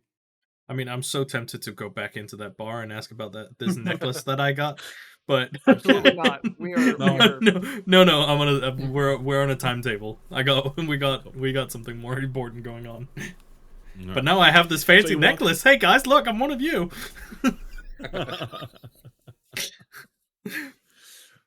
I love that. So you walk into Buckle Down Row, and you head for one of the bars that had a road down. As a matter of fact, let me quickly check which one that was again, just for completeness sake. You walk into the Old Imperial Public House. That is the one that has the normal staircase going down. And as you do, you pass Israel, the bartender, who will quickly have a look at you and be like, "You were the guys that weren't gonna fight, but then like you did, right? So you're back for fighting?" No, we're done with fighting. We did catch the fight. You didn't catch the fight, did you? No, I didn't, but I did get some money because I was like, when I heard that you guys are gonna go down there, I was like, there's something about you. So I bet like 5 gold on you. Made a bit of a profit. I liked it. Nice. Yeah, I made about 100 gold. Ah, Mr. Fancy Pants here. Would you like a drink? Not yet. Maybe later. Okay. Well, you know where to go. Now that you've fought in the fighting pits, you're basically part of the team. So go on down.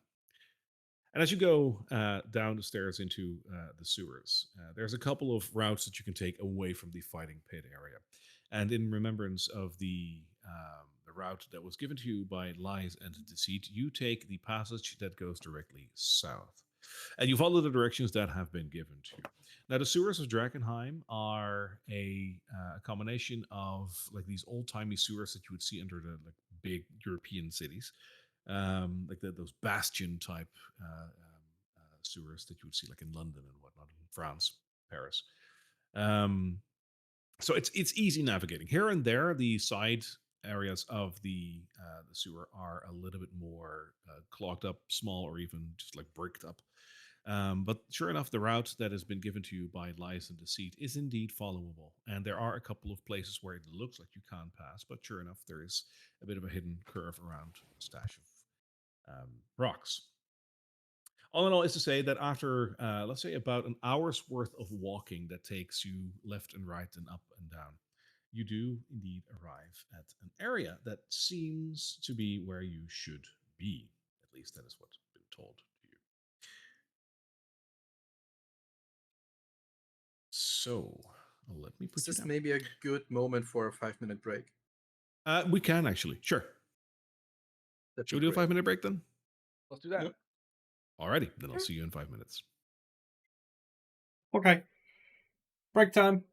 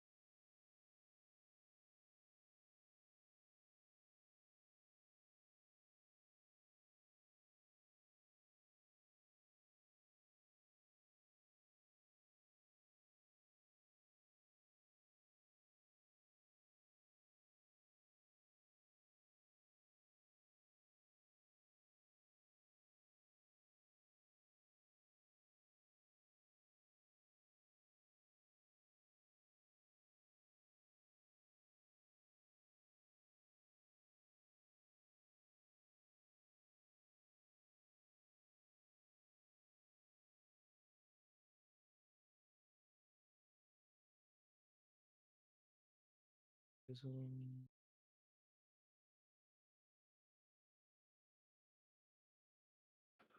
hoping we don't end up running into Blamp or whatever his name is.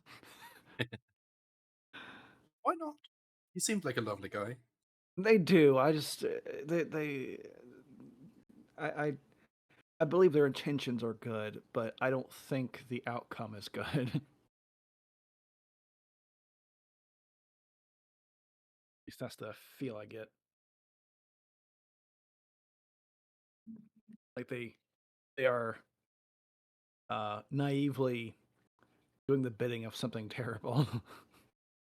Yeah, just fish. What's the worst that could happen? I know, yeah. Oh, yeah. And it could also be we go down there and it's like a big pile of trash, and they're like, "This is our Lord." I feel like we should incite a war between the fish people and the red people. Sounds fun. And the cult people. And the cult people. I mean, they're already fighting with the other cult people, religious people, so probably are you they saying don't like each other. Are you saying that we've pitted cults against each other? We would never do something like that. Go in there and pick up the pieces. So hey, vultures are a big part of the ecosystem. it's true. It's true. We can get our crow back or raven back and get Thistle back into crow form, so it's more applicable. Yeah. Yeah. Thistle.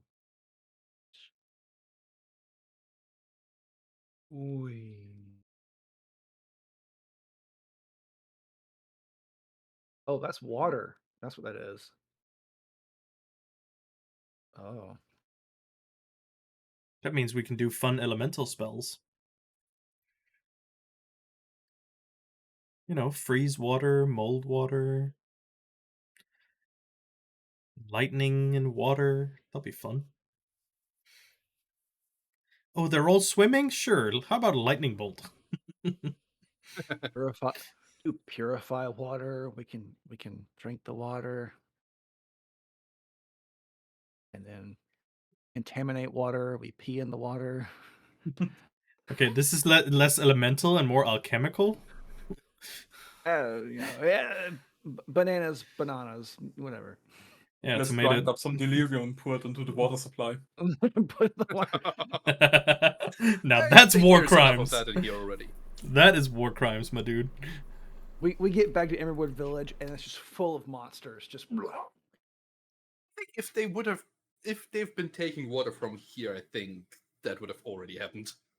That's true. Yeah, I think anyone who did that is long gone. So it would even be a war crime. Yeah, it's a self-correcting issue. I'm excited about that ring. Finally finished. Yeah. It's gonna be fun. This is with you guys war crimes. I heard that. We're always talking about war crimes here. Yeah. It's only a war crime if you lose. As painful as that is a reality. Yes. Yeah. That is actually Nabarlan speaking too. His history is written by the victors, right? Yeah. What was that? Norm Macdonald's. He goes, "Hey, it's crazy, guys. I was reading my history book. It looks like the good guys won every time." Norm Macdonald is so funny. I don't know, for some reason he always reminds me of Mitch Hedberg. Like, I know they're different, but like they sort of follow the same kind of shtick. Yeah, it's a very kind of outlandish, dry humor. Yeah. Also, Barry, I think you haven't scaled up Fritz token in every map yet. That might be true. Yeah, as a matter of fact, that is true. Let me fix that. I thought I fixed the prototype token, but let's see if that is true. Oh yeah, I put it to 1, but it should be 1.2 because you are a main character. There you go. Thank you. Is, Yeah. is Nespip a small creature too, or is it? Yep. Yep. Yep. Yeah. Nest is small. I also like how Nispip is still bigger than a Toli. Yeah. It's like details, right? But like I like little details like that. I'm very small, okay? Yeah. But I'm vicious, bitch. I will All bite right, your so- knees. Remembering the instructions of how to walk and looking in front of you, there How is. to walk. I'm Yeah. sorry. You put your one foot forward. How to walk by lies of deceit. Without any rhythm. I'm sorry, go on. Perfectly fine. So you remember the route that you had to take, which you did, and it finished with when you arrive, you do not knock, you simply walk. And following the directions, this is where you finally ended. The interesting thing is that if you look ahead, are you sporting a light source? I got dark vision, 120 feet. Yeah, Yeah. I would pull out the great sword too that glows, so we could. That's good enough.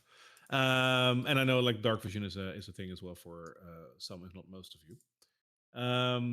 So looking ahead, you notice that just up ahead, a little ways away, is another cistern. What it seems, it's one of those circular rooms that is there to either redirect water or to store water for a little while before moving on. It is a little ways away from you, and you notice that after a little while, the water below, which is about a foot deep, um, has a walkway on one side, which is where you're moving right now. There's a walkway on the other side after another couple of feet. It seems like part of the system here also has collapsed. There are chunks of stone and whatnot in the water here. It seems for some reason that what has collapsed over there is part of another canal that should have joined in here. Mysteriously, though, it is blocked off by a wall.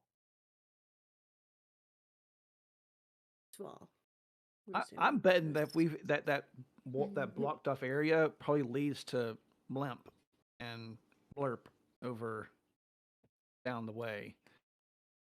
That's what I'm gonna guess. I don't know. I don't remember their names. The fish people. Did the instructions lead us to this spot and no further? The final part of the route was this lane in the sewers, and it ended with "Don't knock, just walk on through." And we're looking for like a black stain. I think I wrote down it was 2 left, 2 lights, go to the drain. Looking for black stain brick. Is there any of the flagstones on the walls or cobblestones or whatever they're called around here that has a black stain? So interestingly enough, after where the canal gets 2 sides to walk on, all the bricks over there are black stained, all the way up to the cistern, and including the cistern. On the other side, not on the side that we're on. On both sides. So it's made of it's made of black stained brick. So is that down here is that down here where we're at, or is it it's up here at the cistern? Over here. No, this entire area that you are up until the cistern. Is this blocked completely? Like we can't walk over it, or? It looks like you can climb over it. Okay. Is there anything about this area that looks like does it shimmer? Does it reset? Or like anything that indicates that this is an illusion? Give me an Arcana check.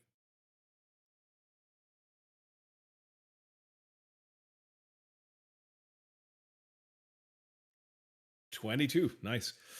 There's something off here. The amount of rubble on the ground would indicate that a wall that has been there to block off this side entrance has collapsed. Yet the wall is still standing there. There's more stone here than there should be, so to speak.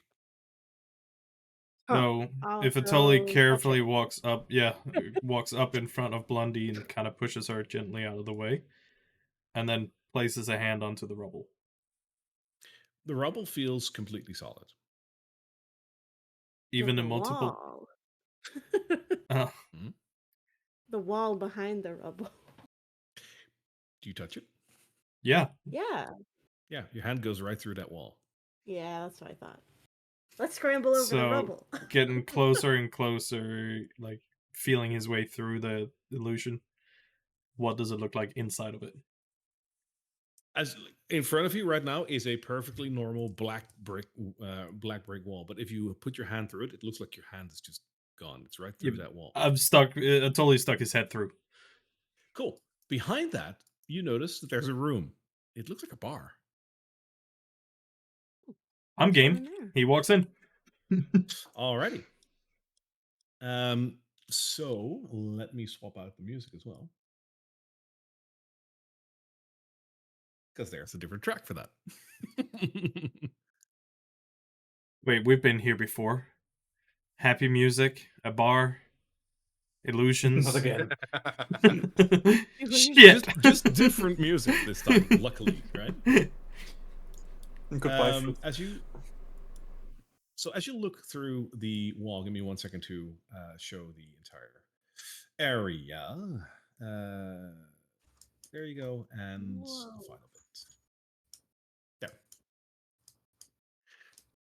As you look through the illusion, you see that right behind the illusion is a wooden wooden ladder that leads down.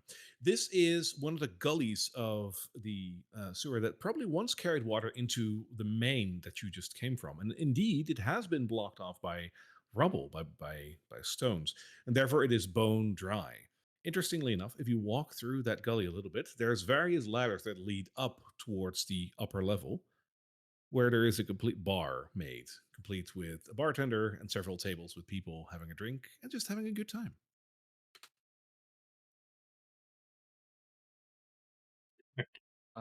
Well, this is why we're here, I suppose. Yep. Yeah, let's go.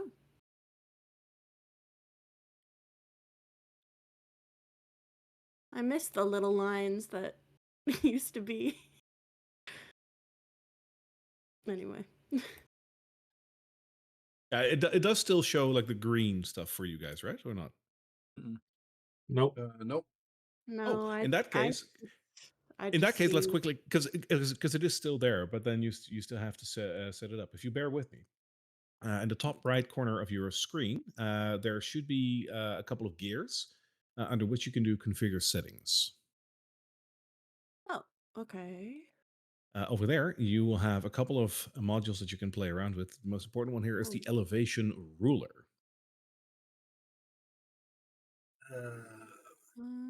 It's like on in the left menu. It should be somewhere there. Yeah, isn't it? It's not for Nope. me. Nope. It's in alphabetical order, right? I don't see it. Yeah, it is. Yeah, and that might be the reason why it's also not working. We'll fix it for next time, because this ruler should just work as you remember it. It'll be there next week. I got the ruler is working, not the. Yeah, but you should also have the one where you're dragging your token around, because Yeah. that's just useful. Yeah. So the bartender seems to be mechanical? That is correct. The bartender looks like a robot. Nested one's over there. Until he's already standing there, waiting to order. Oh, that's... Sure. He looks completely clockwork and actually pretty well made. At the same time, he looks like he's been made by someone just scrounging up whatever metal they could find and then banging it together. But the quality is pretty okay. As you're taking a look at it, Nespip, give me a perception check. I just want to say he looks like a certain Butley. Yeah, he does, right? It was 14 on a die. Plus... shit, I moved the window around. 1 second. Wait, didn't it show up? It didn't show up in Foundry, okay.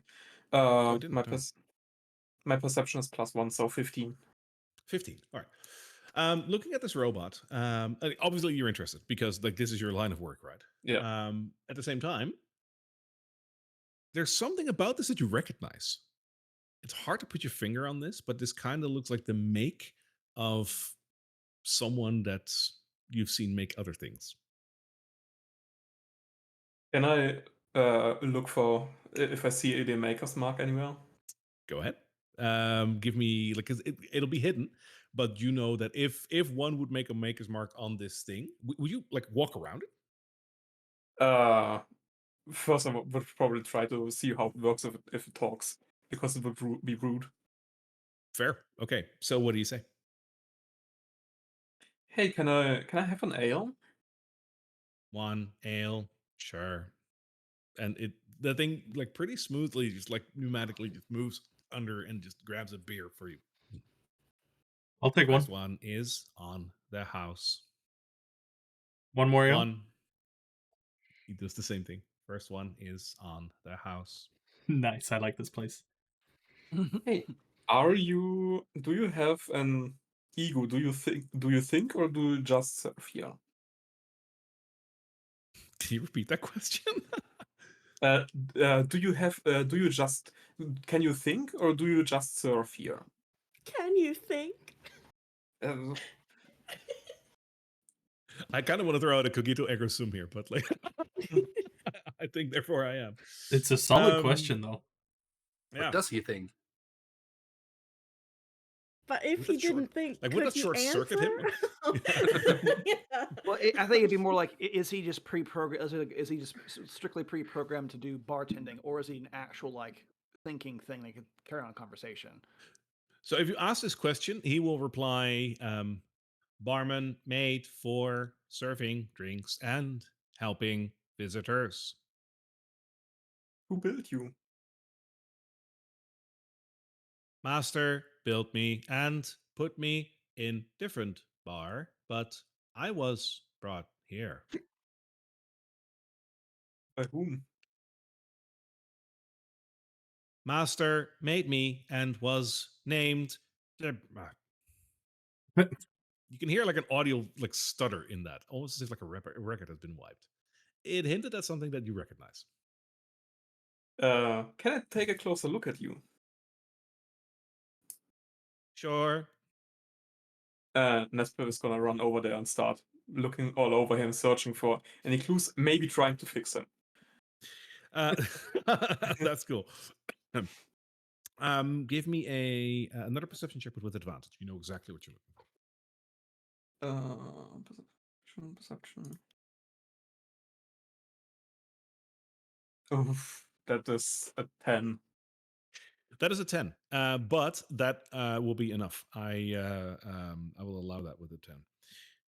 Looking around, you don't see any maker's mark whatsoever until you come to where the ear should be, and like right behind that on a plate, you notice that there is a runic mark over there.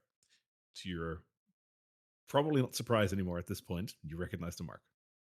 This one was made by Gramic.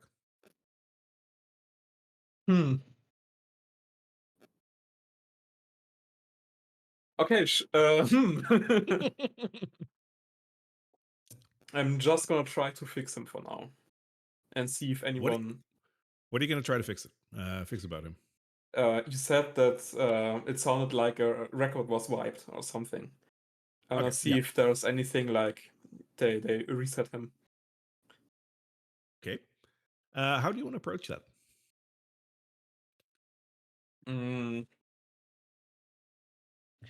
I mean, I got smith tools and thieves tools.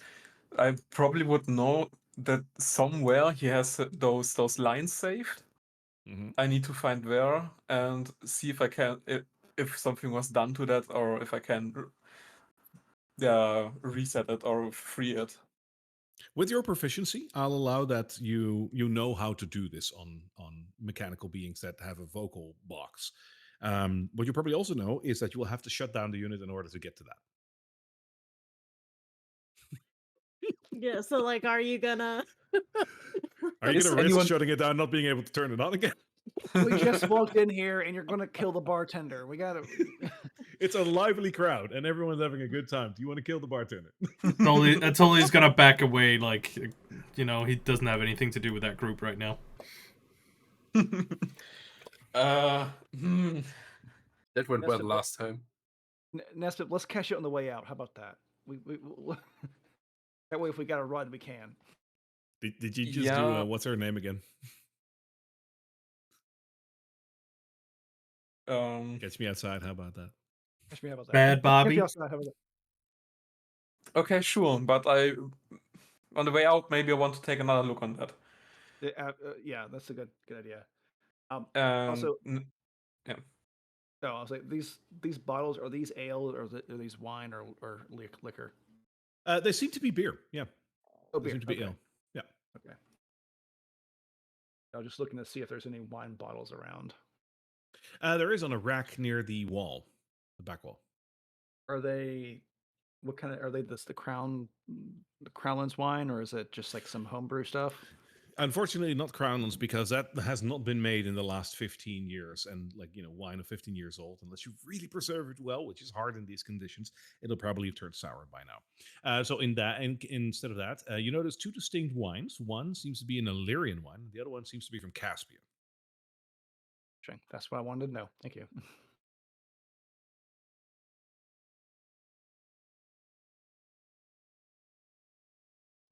Oh, shall we continue? We shall. Oh, I think I looking across the sister the whole thing. Yeah, it totally catches a glimpse of lies and deceit. Yeah, they're sitting over at a table having a drink. They're both drinking wine, it seems. I suppose we should go say hi to them and let them know that we've arrived. This guy over here, this guy, is he the same guy we saw hustling those, or is it just the same token? It's the same token, but it is. You will notice that it's the same kind of getup. It's not going to be the same guy, but it's the same kind of getup. Okay. Yeah. Go over here. I guess we'll see. Hello. Hello, we made it. Yes. Seems that you can follow directions. Good for you. That was. Oh. Okay. Barry, can you remind me again? Has Fritz ever seen any of them? No, the only two moments that the party has run into them was at their new home when they delivered the religious artifact, which that Fritz wasn't there for that, and they saw them in the fighting pits where Fritz wasn't there. So they're new to you. Well, lies and deceit. You know why we're here. I imagine you're here to meet with the queen. Correct. As was promised. Is she still amicable to an audience? Well, she did promise, so we think she is. She talked to the bartender. We did talk to the bartender. Nesbit? Yeah, it's pretty interesting. Do you guys know who built that? Some older gentleman, a dwarf. Yeah, someone like that. Is he around here somewhere since his contraption is here? Would you know if he's here, Deceit? I wouldn't know, Lies. No, I don't think he is. No, I don't think he is. I don't think he is. Can I make an inside check on Lies and Deceit? You totally can.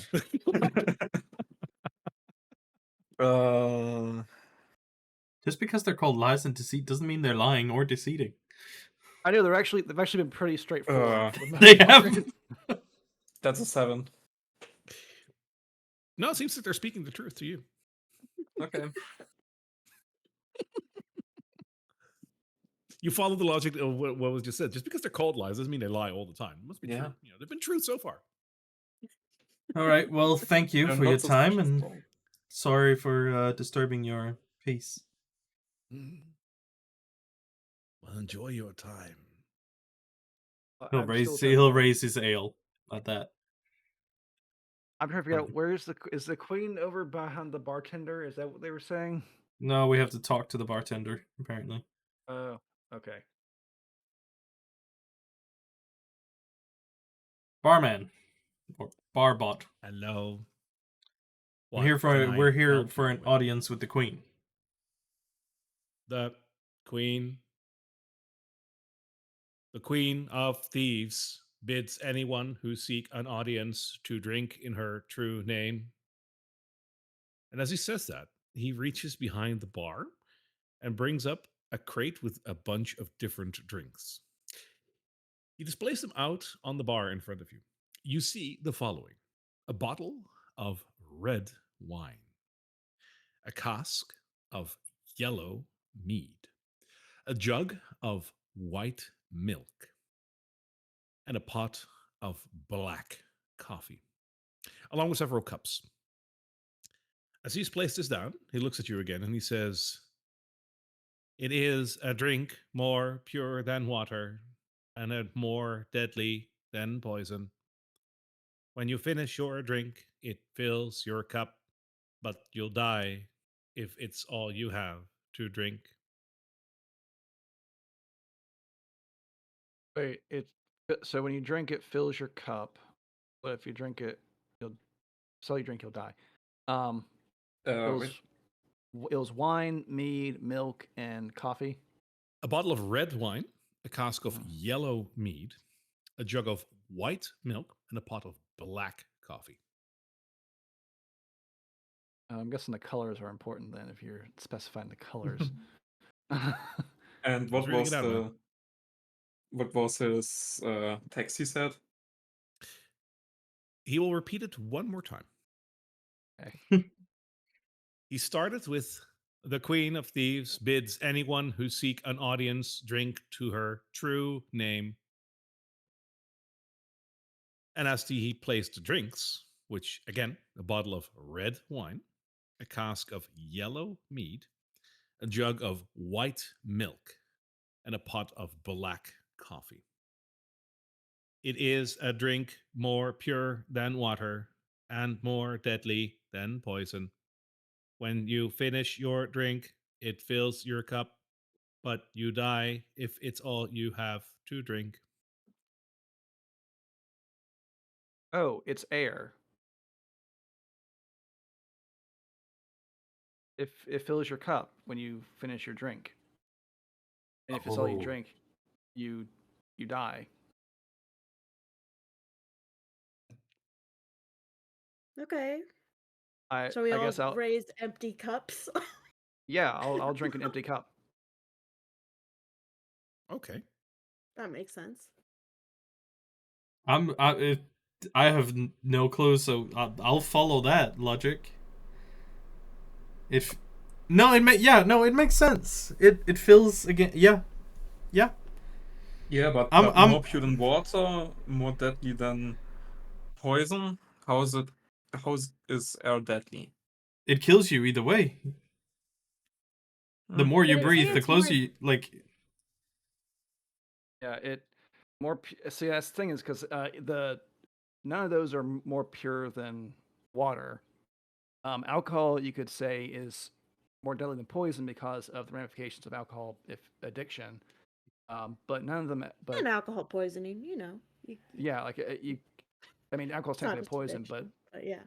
Yeah, and it's so like that would apply, but also all of them, coffee will dehydrate you, but it's still not more pure than water. The yellow mead is the same thing. None of them they're all like contaminated. The only thing more pure than water would be air, just clear air. Yeah. And I guess if you don't have air, you die. The more air you breathe, the closer you are to death, like Jay was saying. And then if it's all you drink, you'll die. And if you finish your drink, it fills your cup because it goes in. So that's where my mind was going with it. I'm down with saying air. Yeah, I think you're right. We'll raise an empty cup. Yeah, from the options. Yeah, I will follow. Sounds good. Y'all think I should follow you in? Because I think you were invited in. I'm not sure if that's a good idea. I mean, if you want, you're part of the group. If you want in, we'll take you in. I think she invited she invited yeah, Plan C, so and you are part of Plan C, so is he? He abandoned us at the first possible. Are you part of Plan C? I don't know. I'm not convinced. You do whatever you want, but if you want to sit out here, we can ask. But I say we all raise our cup and drink a healthy portion of non-nourishing air. So I have an empty cup here. Okay. So all of you decide to basically not take a drink, or Well, take an we empty cup. take a drink, but it's of an empty cup. Okay. All 5 of you? Yeah. Yeah. Yeah. Okay. As you pace the 5 cups back, the barman will take everything and put it back under the bar. And as he does, you notice that on your right, all of a sudden, a light starts to shine. Oh, good. I mean, we don't know if that's good or not. The fireball is coming closer. What do you do? As you walk over there to have a look, it seems like there is a hallway over there that extends beyond the bar. As you look into the hallway, you notice that there is a green, nauseous looking gas that permeates exactly in this hallway. That's not Oh. great. Just out of Well- curiosity, Fritz will quickly take a peek through Fizzle's eyes, who didn't drink anything. What does he see? He'll We see all the didn't drink gas as anything. well. Well, and Thistle also sees the gas. Yes. Okay. Like it looks like it looks like mustard gas, like that color. Barman, Yes. did we complete your riddle? You have made a choice, thereby completing the riddle. Did we You make the may right now choice? enter the hallway. Alexa, did we make the right choice? Totally. I normally I would not opt to send somebody else in, but you have a poison resistance, if I recall correctly. Yeah, I'll be your guinea pig, boy. Yeah, is it so it's this? Oh, I see. Okay. So standing It before the seems like- standing before the entrance, he would first of all go for is there any kind of different smell coming out, or is there anything about There's the a fog? draft. There's a What draft. does it- It what does feels it- colder. Feels colder, but does it have a distinct, like, I don't know, acidic smell, or like some like sulfurous, or Doesn't seem like it. take a step closer and look at the actual fog before reaching out for it? All right. Oh. It seems like a very dense, thick green fog. Think the haze, but then green. This is 100% a form of gas that is being pumped into this hallway. There is something holding it exactly in this hallway, so it isn't reaching beyond the hallway. It is staying exactly there, but you can see the billowing of it. You can't see any nozzles from which it is coming, but it is most definitely being pumped in there. Okay, he'll reach his bare hand past the invisible barrier that holds it in there. Okay. It doesn't seem like anything happens. He'll take a step so half his body is in, and then breathe very slowly through his nose. Make me a Constitution saving throw, please.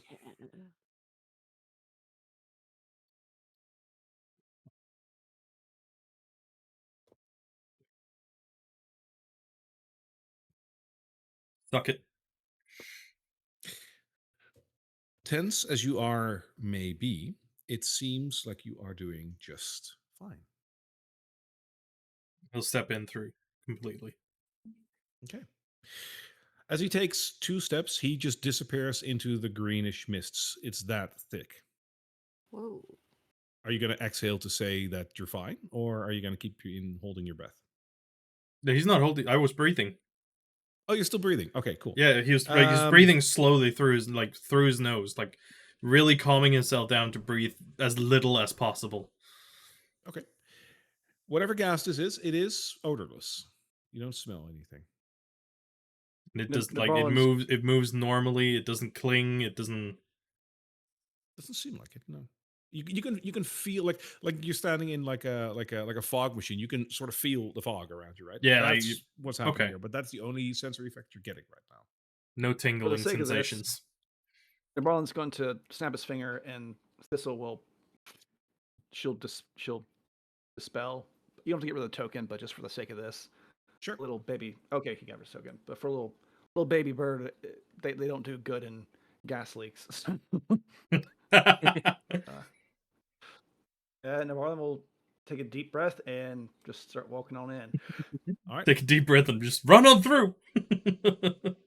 One question: did Blondie take a drink?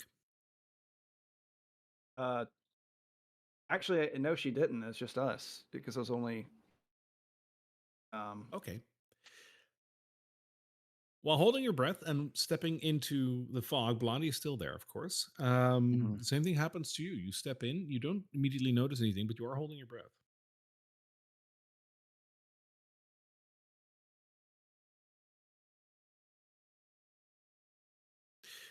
Is it still thick down there? It definitely is. You can barely see the hand in front of your face. Ah, fuck. And it is a long hallway. Yeah, I'll walk back out then. Can I send Tali in front and have him just walking because he didn't drink anything, but he's also a construct, so. Tali walks in, no issue. Okay, Tali, be ready to pull me out. And I'm gonna go one step inside and start breathing. Okay. Make me a Constitution saving throw, please.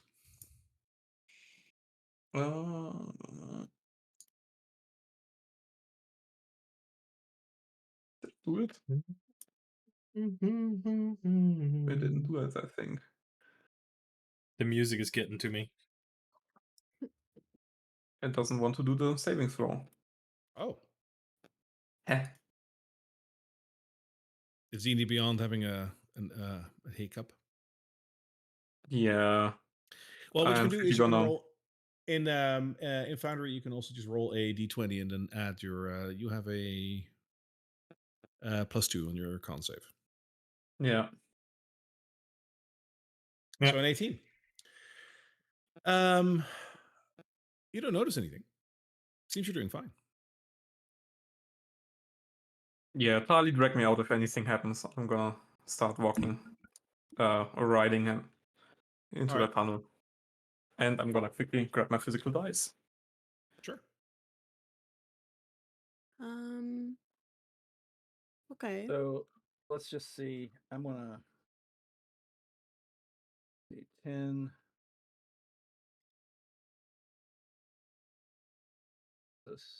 That's 30 right there. Damn. 30.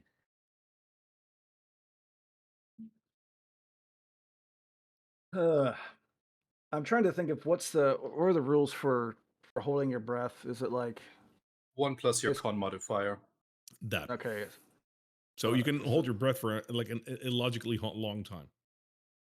A minute plus. An impossibly long time for some people, yeah. So yeah, if you have a high con, like it's literally minutes. It's weird. Yeah.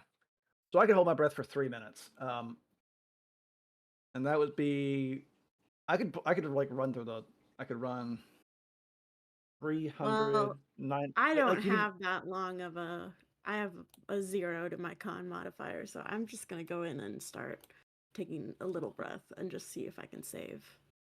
All right, give me a Constitution saving throw. Okay. I also do it through D&D Beyond. I'm gonna see if it'll do it if I right click on it first. Sure. Ah, fuck yeah. Natural 20, baby. Dude. Yeah, you really want to see the queen. So nothing's like sure as hell some gas ain't gonna stop you. You feel fine. Cool. Cool. Come on, guys, it's fine. Let's go. Yeah. Seeing how Nibalin has dismissed Thistle, Fritz will actually also dismiss Fizzle. Sure. I'm gonna have Blondie's also gonna hold her breath and walk in. Because Marlon does it, because I wouldn't have thought about her drinking because she's not like a adventurer. So I would tell her to hold her breath, and she walks in. She's not an adventurer, but Blondie. She's an integral part of the team. Yeah. What happens she when used she to walks? be an adventurer like you guys, but then she got puked up by a ranger. Yeah. And she walks when she walks in, and she's holding her breath. What happens? The interesting thing is that nothing happens to her. You also don't need to make a con save. She's fine.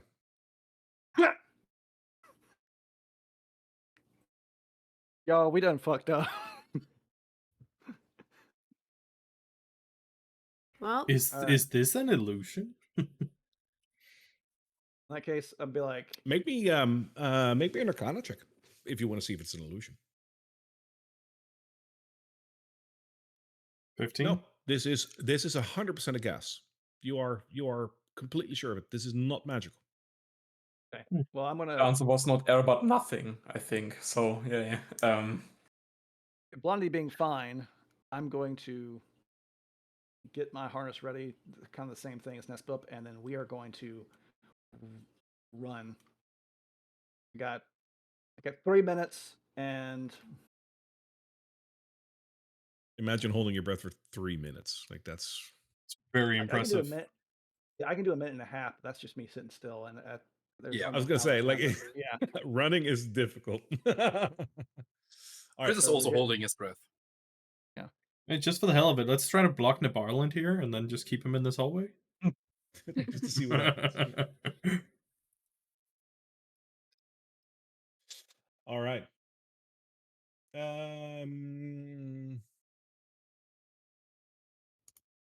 As you move through the hallway and you come around another corner, you notice that the gas over here stops.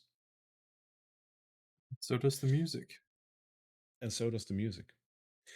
Because beyond this gaseous hallway is a rather large area. And hang on. There we go.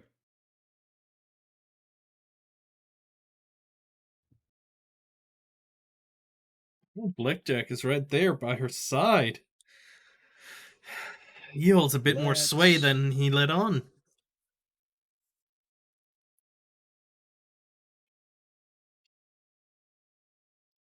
There, let's do that one. As you exit the hallway and walk into the adjacent room, you see that it is absolutely filled with people. It is very, very busy here. I can basically duplicate the amount of tokens here, and that is but I don't want to clutter your screen. It's very busy here. It seems like a lot of people have gathered, and it does seem like it is a blend of all the people that you've seen in Buckle Down Row as well. Different factions, different people, different species, all a blend. At the other side of the room, there is a small stone staircase leading up to a platform that looks like half a circle, upon which is a beautifully constructed throne. On this throne, you can see the Queen of Thieves sitting and regarding her apparent throne room. And as you are exiting, she's looking directly at you. And the rest of the crowd slowly turns around to have a look at you as well as you're coming through the tunnel. And all she does is a slow golf clap. Didn't think that was too difficult for you, but gotta try. Well done. It's been a while since someone understood what the riddle really was. You missed out on a couple of good drinks, though. I'll give you that. But perhaps when you come back out, you can ask for that wine or coffee or milk that you wanted. Fair dues, very smart. Come on in. You wanted to talk to me. I gave you an invitation, and here you are. Here I am. So let's talk. Following proper procedure, Atoli would enter like the center of the room without stepping onto that large trapdoor-looking contraption, and kneel down proper courteously. Oh, you're so far away. Come a little closer. Carefully stepping around. Yeah. Then he'd kneel down there instead. Yep. Yeah. She gives you a very small grin and says, all right, all right, all right. Well done. I like it when people are smart. You see, being strong is important. Bulging muscles, strong weaponry, it's important. You need a lot of that. But smarts. Smarts is what gets you what you want. Brute force will only get you so far. I like that about you. I like that about all of you. You're an interesting group. So, we've met briefly when you interjected yourself in a situation you shouldn't have with some of my subjects, but fair and square, you've made up for that and fought valiantly in the fighting pits, provided a good bit of, well, entertainment for the people that were there. Heard some good things about you. Except for you, she says as she points towards Fritz. You're new. I didn't have the fortune to participate in these fighting pits. He was he was otherwise. That totally elbows Nebarland. Okay. Shut up. Yep. You were not asked to talk.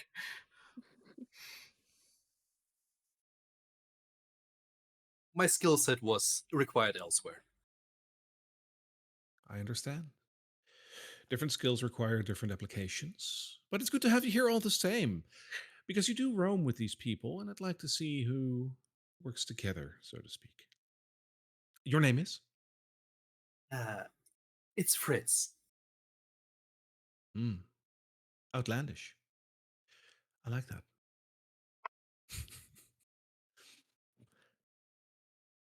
So, you are now once again free people. You're no longer barred by my fighting pits. And you came there with a reason, and you came here with a reason. So let's hear it. Why did you seek an audience with the true queen of Drakkenheim? That's a this is character. That's actually a good question. I have no idea. Why I we know. wanted. I have a reason. I mean, you got a reason. Nebraska's kind of go along for the ride here. So, So I think for the first time, Atoli will actually rise and reveal his face to her as well. So this would be the first time that she sees him like as well. Actually, we have several things to bring before you. Some personal and some to your benefit, my queen. Everything is to my benefit. You do understand that. Yes, of course. Good. I mean, for the one that owns Drakkenheim as it is now, of course, everything here would be. And as it will be, he echoes.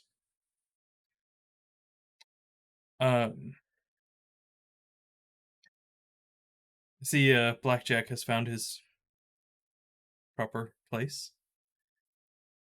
No doubt he's mentioned that we brought a somewhat invaluable artifact into your possession.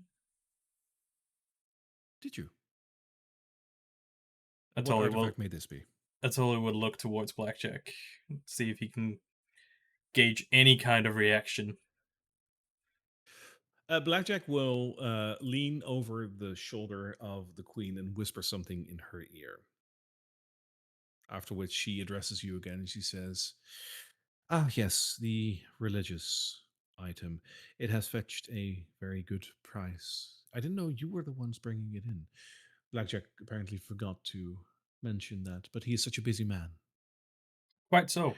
I wouldn't blame him on that. He does seem Good. rather busy. But yes, we managed to basically sneak it out from right underneath the cultist followers of the Falling Flame. Very cunning. How did that make you feel? He'll do a half a smile, up the just the one side, like cunning. I like that. What about you, Elodie? Was it? Do you like to be cunning? He'll take a step back and allow Elodie to shine a little bit and step forward. I'll look up. What did she asked if I like to be cunning? Yes.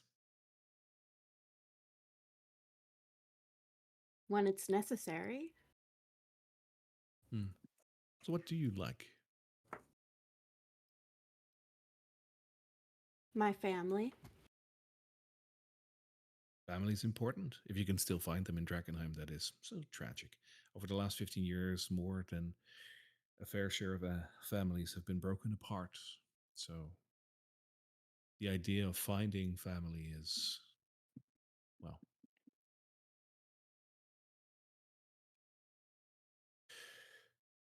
so that's what keeps you going, family. The promise of family.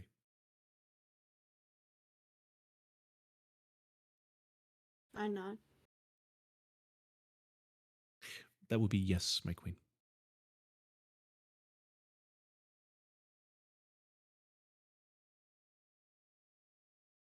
Don't like her. She's just regal. Yes, my queen.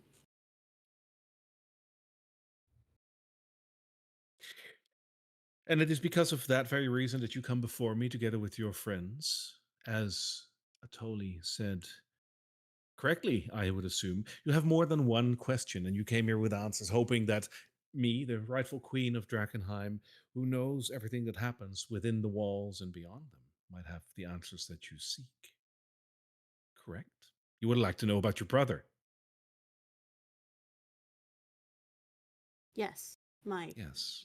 queen. She's catching on. See how easy it is when all of a sudden something is presented to us that we find important. It's curious how humans work like that, isn't it? Anyways, Ganymede. It's a beautiful name.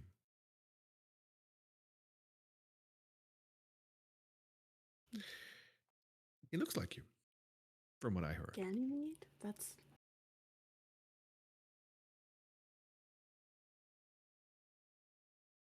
He does. What's Ganymede? Oh. I'm sorry, you don't know Ganymede. I'm sorry, I must be going too quick for you. I understand. You've been going through so much. You just want your brother, right?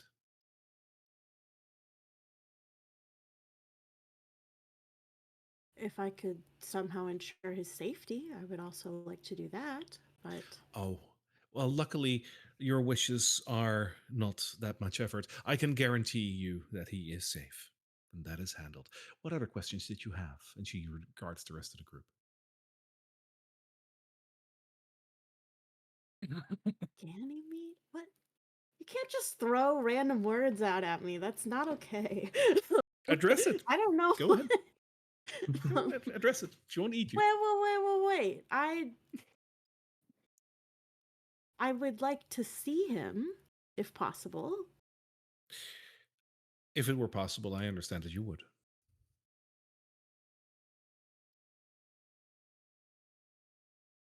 If he's alive and safe, why would it not be possible for me to see him? It is currently not in my crime? interest. Yes, very much so. And it is currently not in my interest to bring him into jeopardy. I know you are family. And I know that must be difficult for you to hear, but you have to also see it from my side. You see, the second I present Marcus to his sister, who has been looking for him everywhere in the ruins, what do you think might happen? You find a cut on to, yes, my queen, but you don't respect me. Not yet, at least. And if you see your brother, what are you going to do? You're going to break him out? You're going to take him with you? You're not going to leave him, are you? It's not you. So it is not in my interest to present you with your brother just yet. But who knows? Maybe in time, you do something for me, I do something for you. Ultimately, we can work something out. But for now, he is safe. Safe as can be, of course, in Drakkenheim. What proof do I have that he's safe? You have my word as a regal servant of Drakkenheim, and that is all you'll take for now. Do I make myself clear?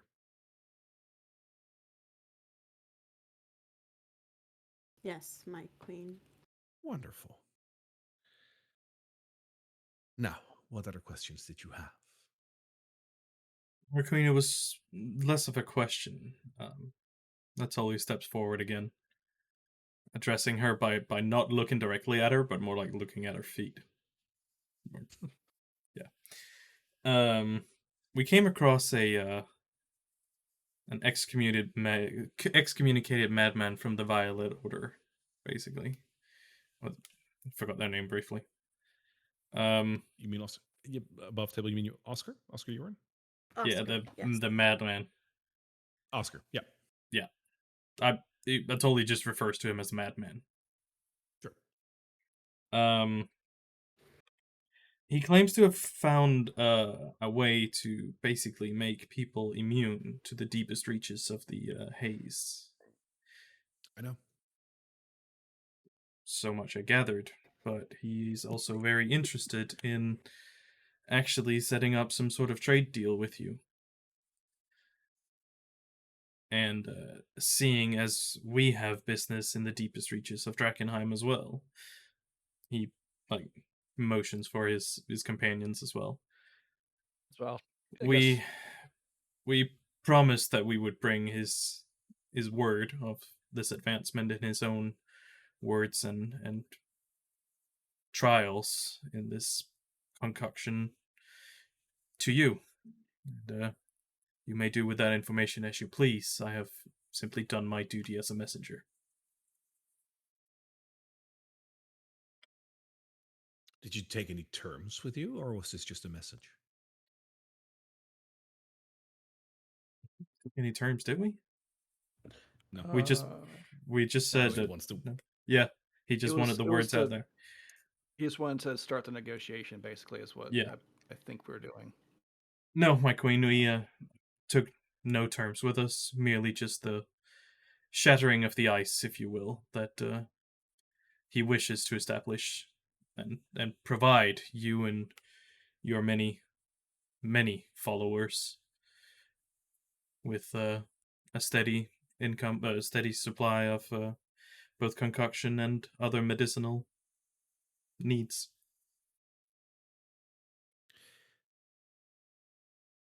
Interesting. You see, Oscar Yoren is a fool. No argument there, my queen. But an interesting one. You see, foolishness comes on very many layers. He is a bright sorcerer in one regard. I mean, he did create this concoction that can combat the haze, from what I understood, and he's working on other research that does something else as well. It has something about honing magical skills to perfection by the application of delirium. It's interesting. And I can't say that I'm not interested.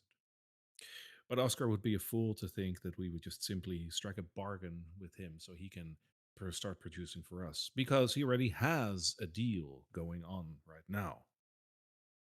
You do know that, right?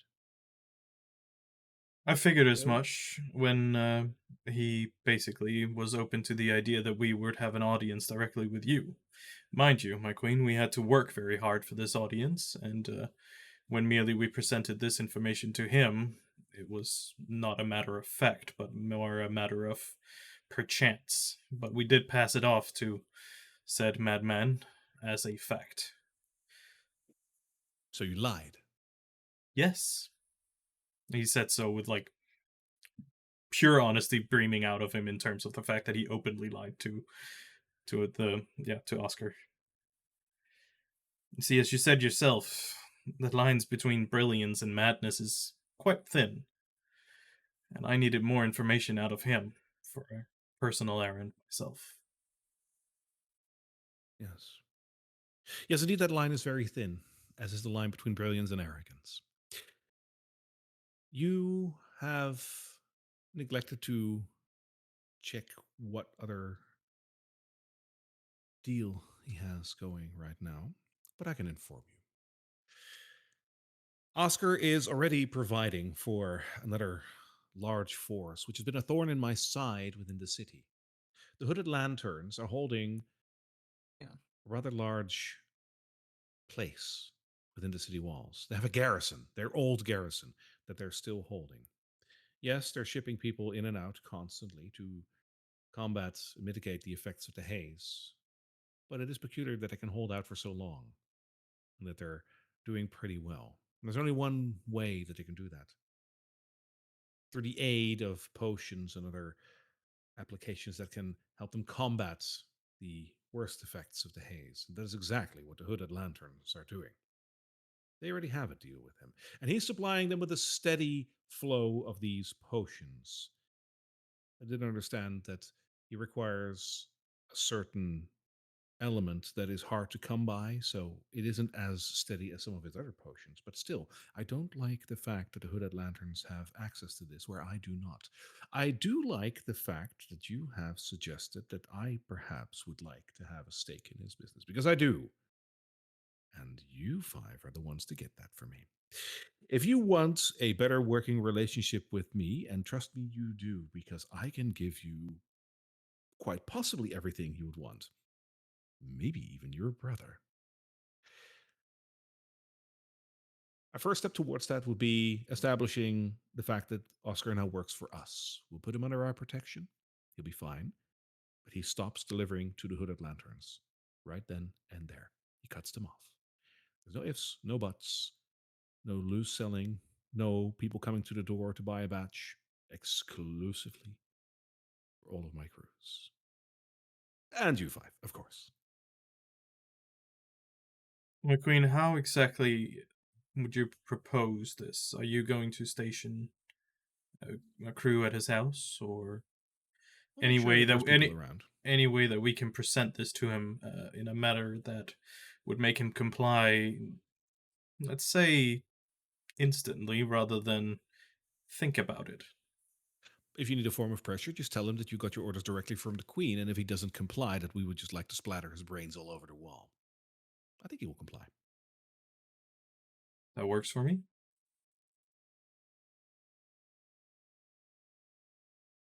Wonderful. Yep. Those are all your questions. I would have sworn. I would still like to ask a question, my queen. I'm here in search of knowledge, and as you can see, I quite like crafting, and your bartender caught my attention. It's a beautiful piece of engineering. It is, isn't it? Would it be possible to meet its creator? I'm really intrigued by this thing. I understand why you are intrigued. After all, you do have history with him, don't you? Yes.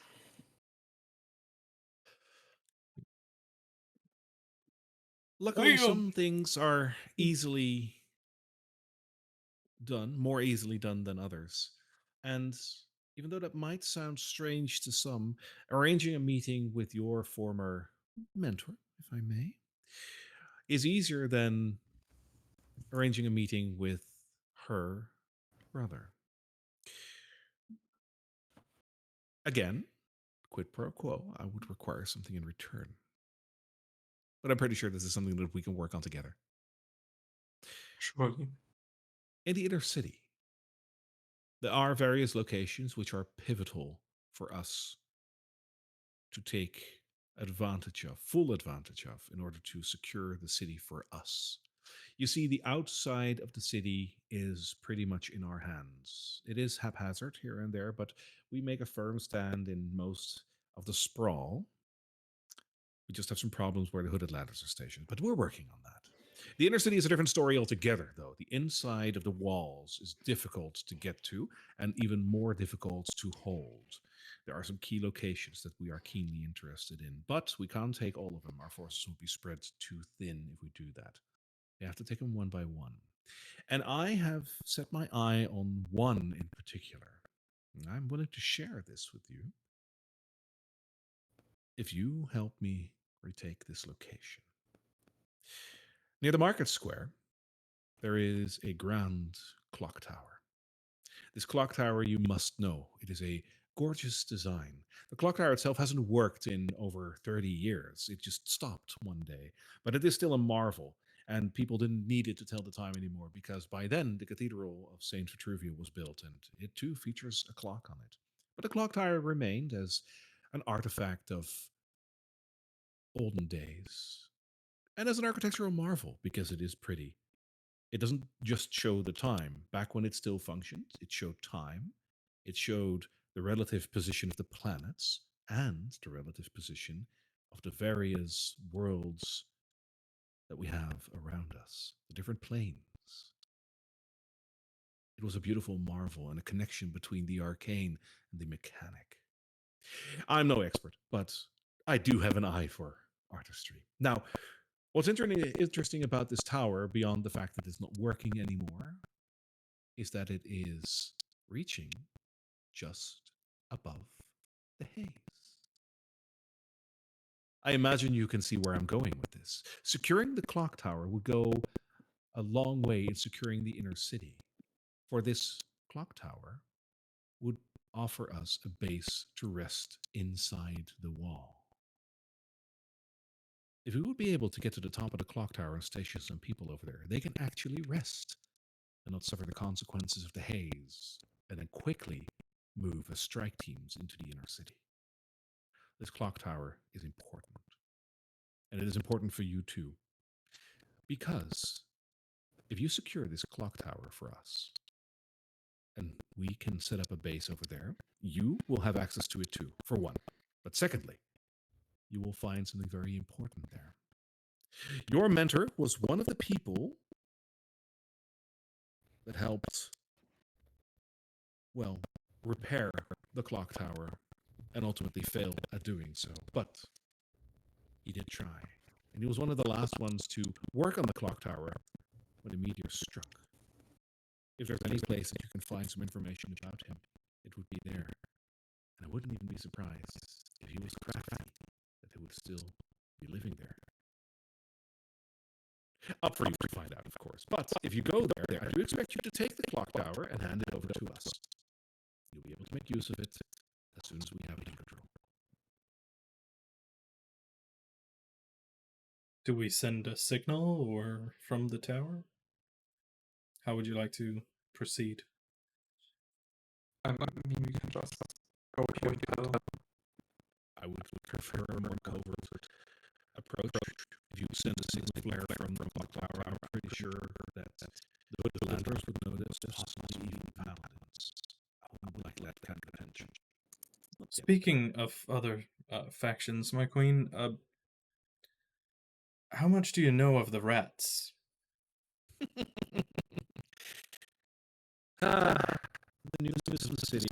Yes, they are around here and there. They have some burrows. There's some leadership over there. They're useful to keep the streets clean. You notice there aren't a lot of corpses around. That's their doing. Yeah. Speaking from experience, face-to-face experience, they are gathering in rather large hives at this point, and they are worshipping someone or something from beyond. Yes. And they might be coalescing towards the center as well.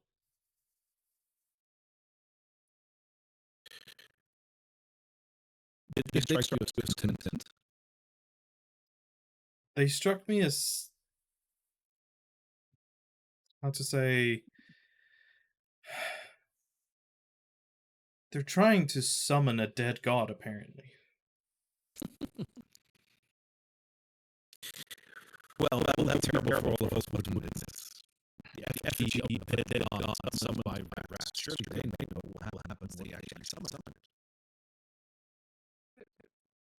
I don't think they do. And that's the problem. They are just rats, after all. Yes. Quick question to the comments she made earlier, Brandon. I wasn't a woman after the meteor hit. After the meteor, you were still went for a very short time, and then your backstory when you came back to work for the lodge, at that point he was on. But she told the story as if he wasn't there. And that's the story that he might be a clock tower right now. And in his history, in the past, he has worked on the clock tower. Meaning that he'll be a logic for him to return to. Can I make an insight check on that? Feel free. I'm yapping along, and you guys are just listening. Feel free to check it. Hey, this is story time. Shut up. It's good. Nice. Ooh. All right. So you basically brought up a very valid point right there. As believable as it might sound, and as interesting as that connection to our car might be, and it might actually be a lead, there is one gaping hole in our story, which is exactly the point you just brought up.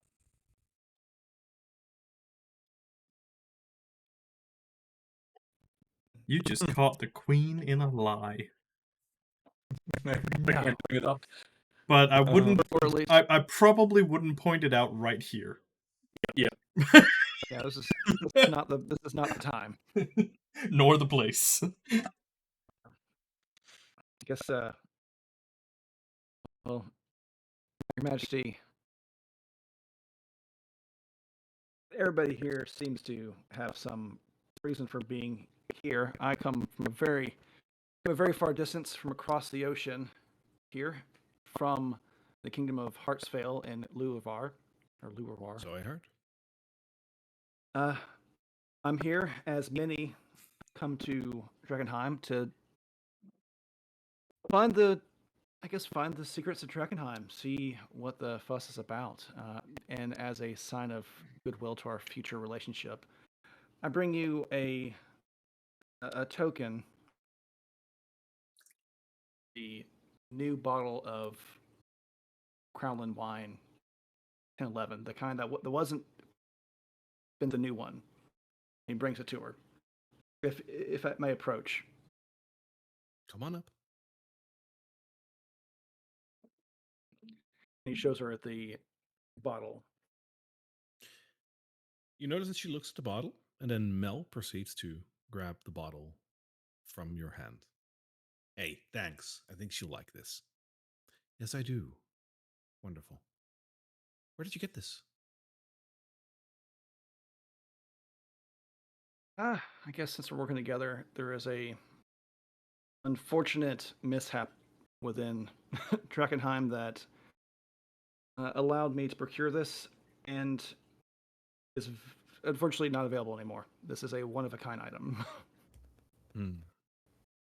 Well, I'll be sure to safeguard that. I do like presents. Thank you. You do know how to woo a lady. I'll nod and walk back down. Is there anything I can do in return for you, good sir? I think we've just considered a gift for our future relationship as we work to uncover the secrets of Drakkenheim. That's all I got. Yeah. I will remember that. Thank you. I always repay my debts, and I'm kind to those who are to me. Thank you. Now, is there anything else that you would like to use this audience for? You're here anyways. You might as well ask. I think that about does it, doesn't it? Yeah. I think we have a lot to work on, Your Majesty. I think so too. We probably will start. Whichever route you take in first, Donning going the sword and to everything. Oscar or to the clock tower, I'll leave it up to you. There's no time schedule yet, though I would prefer to have the clock tower sooner rather than later. I won't hold you to it if it takes a little longer. This is a difficult undertaking, and it's an important one. As I said, I reward those that help me. But do not forget what I said when you came in. I am the rightful queen of Drakkenheim. This is my city, and I will take it. I'd like to, if I know she's masked and everything, but is there anything that could kind of glean that she's from the actual royal family or something that happened? Like, give me a perception check.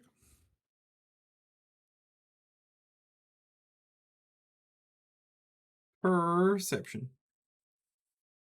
21. Physically, no. She has ebon black hair, but it could be painted. She's wearing a mask, so you can't really see her eyes. And her mouth and general face looks as a human being. So that could be a hint towards being royal family. Then again, then most of the party could also be part of the royal family. She holds herself very regal, but she is the Queen of Thieves. Yeah, but that's a self-appointed title, not something you grow up as. That's something you say at the table and not to her, right? Yeah, no, that's that.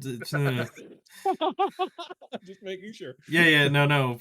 I'm just trying to You gave me information. I speak out loud in confirmation of said information. But if she holds herself regal, that's something you were brought up on, though. That's generally not something you just start doing. It takes some training. Yeah. If nothing else, she's been practicing this for some time. Yeah. Can we get it can be feigned, but an estimate on her age? Difficult to say, but you would guess that based on the limit. Yeah, the limited skin that's available. Yeah, and the voice and whatnot, because voice tells a lot as well about age. Yeah. I'd say ballpark anywhere between 30 to 49, that bracket. So she could potentially have been a younger generation of the royal family. If not the royal family itself, then a cousin or something. Potentially. Okay. In that case, yeah. Atoli will don his hide his features again and then kneel down and say, "It steals my heart to know that a rightful ruler has come forward in this city with such a firm and guiding hand." And then he'll rise again after saying it. Appreciative as I am of your kind words, do know that I have not come forward. I was always here. It is just the right time for me to seize the opportunity now that the normal royal family has been effectively wiped out. They were no real royal family to begin with. They were usurpers. They had no right to the throne. The last 3 generations should have never been there. The meteor simply corrected an error. Last 3. I was just about to ask the same things. Hold up. Can I do a history check? Because Nabarlin has been prepping this for a year in libraries, reading about Drakkenheim. Can I do a history check on if I would understand what she meant by that? I would like to join in as well, considering that he's been living in Drakkenheim his entire life. Sure. And I just don't Never mind. Never mind. You're gonna let it be a 1? Oh no! Nabarlin did not find that book. I tell you, you were never a history buff to begin with. You don't really care for the royal family because they're a bunch of stuck-up bastards, so you don't care. Yep. Nabarlin, you did read a whole bunch of books on the royal family, but for some strange reason, all the time reading, you just omitted that one piece that says basically the royal family tree. That's just not there. One book I didn't read. The one that you needed today. Yeah. Fuck's sake. Damn it.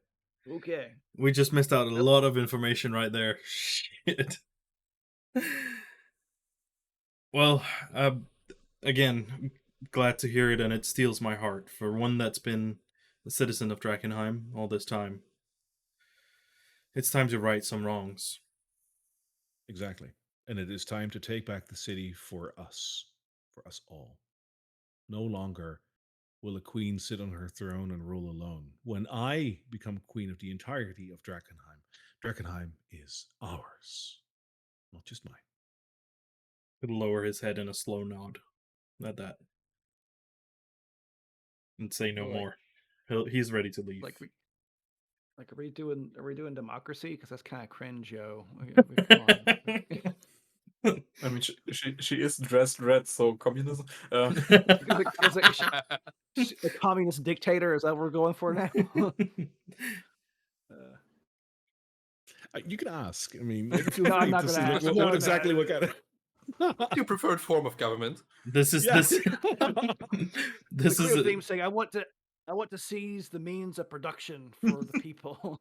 For the people. For the people. This is the kind of question that'll get you thrown back to the fighting pits. Yeah. As a noble himself, he understands that they serve the people that they rule over. So it makes sense. Well then, if that was it, I have other matters to attend to. But thank you for coming here, and I hope to see you again. If you have anything important that needs to be shared to me, you don't have time to come to my throne room. I understand. I'd like a personal report, but you can always ask Mel. You have a direct route to me. I was about to say something stupid. I'll say, Your Majesty, we will endeavor, as always, to report to you personally if at all possible. I do like that. Wonderful. Well then, if there's nothing else. Oh, and one more thing. Elodie, my dear. Oh god. I understand that it feels like you've just received the short end of a stick. But see it in a bright light. You have learned a very valuable lesson today. That your brother is, in fact, still alive. And that he's alive and well. This should be a happy occasion. A very happy occasion. As a matter of fact, when you get out of here, have a drink on me. This calls for a celebration. When the time comes, you will be able to meet him, and all will be well. Until then, keep running my errands, and let's create a bond together. We are on the same side, Elodie. You'll learn to understand that. Keep running my errands. Oh, Jesus Christ. Elodie, she doesn't say anything, but she wants to make a list, and she wants to put the Queen of Thieves on the top of that list. Nespip's with you. When you get out of here, you're going to ask Nespip to forge you a very thin sword called Needle. Fuck, fuck this lady. Yeah. Yeah, I was like, are we going to Arya Stark? Is it too, what's the word? Fucking, I don't know. Too obvious. Too obviously. No, I'm enjoying it. Like, feel free. So could you please engrave the Queen of Thieves on these knives? For no particular reason. As an homage to her, like it's. I just want a knife with her name on it. I just want to. I make my knives. I can probably put her. I'm gonna make a sledgehammer with her name on it. Why are you guys hating on her so much? She's being very forthcoming. No, she's being manipulative, and so are we. She's being icky. That's what the ladies like her at all. That's what the ladies call the ick. I think we should leave for now. Yeah, let's get the. No, let's keep standing awkwardly here in the center of the room. I'll just kind of look up at her, make eye contact for a minute, and then kind of bow my head, and we can leave. Yeah, let's get the. Blondie will step up and do a little bow, and then go off too. Marvelous creature. Yeah, she said she liked scales, but didn't comment on mine. God damn it. Fucking friend zoned already. Yeah, Nespit was also gonna bow and leave with the rest. I just have to clarify above that. Do you want to get with the Queen? Like, hang on. Of course. That'll make me royalty too. Sure. Ish. All right. You exit the hallway and walk through the supposed green gas, which doesn't do anything to you. For indeed, just to clarify, you solved the riddle. It is indeed just nothing. But if you don't solve the riddle, what does it do? So if you drink any of the other drinks, that actually contains a poison, and you go unconscious. Oh, okay, cool. It is a reagent, and it reacts with the gas. It reacts with of course it does. Yeah, it's very fun. But if you drink something of that, hold on, then hold your breath. It still skin contact doesn't matter. Like you go through that. Yeah, you permeate. Yeah. Have you had any sessions where people have actually failed it? Nice. The whole party, they were like, I don't get it, but I think it's coffee. And I was like, I'm not gonna say any, like, there was no logic behind it either. It was like any media, I think it's coffee. Yeah, let's do coffee. What? Sure, guys. You all fall unconscious. Yeah, I'm for glad. like 8 hours too. So Oh, they I'm would have feeling missed. good. They would have missed their Feeling audience good. then. yep. No. Oh my god. Even if they're Was that your sleeping right in streaming- Was that your streaming group, or was that the? My streaming group still other needs to people? go here. Oh, They okay. they haven't gotten here yet. You're ahead No, of they've- them. Didn't they start first? Yeah, but no, but you are far ahead. But I guess you of can them. go different places. Yeah. Yeah, that too. And they've had we had a couple of Fridays where we didn't stream. So ultimately, you guys are like 3-4 sessions ahead right now. But they did go another route as well. They're doing something else because they Okay. needed to pick something up for one of the characters. Oh man. But they're only now going to Buckle Down Row. Like they haven't even been to Buckle Down Row yet. They're now going to Buckle Down Row. Next episode is when. They're gonna be there. Did they do the time loop thing? Yeah. Nice. Yeah, it took them longer than you guys. By the way. Oh, really? You guys pretty much like yeah. I mean, you found out what the issue was pretty quickly. Then you just needed to solve it. Took them a long time to even understand what was going on. Huh? I mean, me and Felix continued to drink after that first time, so because we fucking we failed our memory. We failed our memory rolls. No, they Groundhog Day'd like 6 times or 7 times. Like they literally started. Yeah, they started 2 different bar fights, and just in the hopes like that would work. Like one general bar fight, and one got so out of hand that one of the wizards just got stabbed because 2 people hated each other. And they were just like, yeah, sure, go ahead. Like you'll revive next round again, and then like that happened. They were like, okay, so now what? Yeah, I didn't think of that. So it's really funny. Jesus Christ. Yeah, I think yeah. The reason for that was basically they took that Amethyst Academy wizard that was also there. They took them that one with them outside, and they were like, "Look, can you explain this?" And he did preliminarily, and then like a couple of other people came in as well. And through just a couple of bad rolls, they basically convinced the rest of the crowd that it was the wizard responsible for this.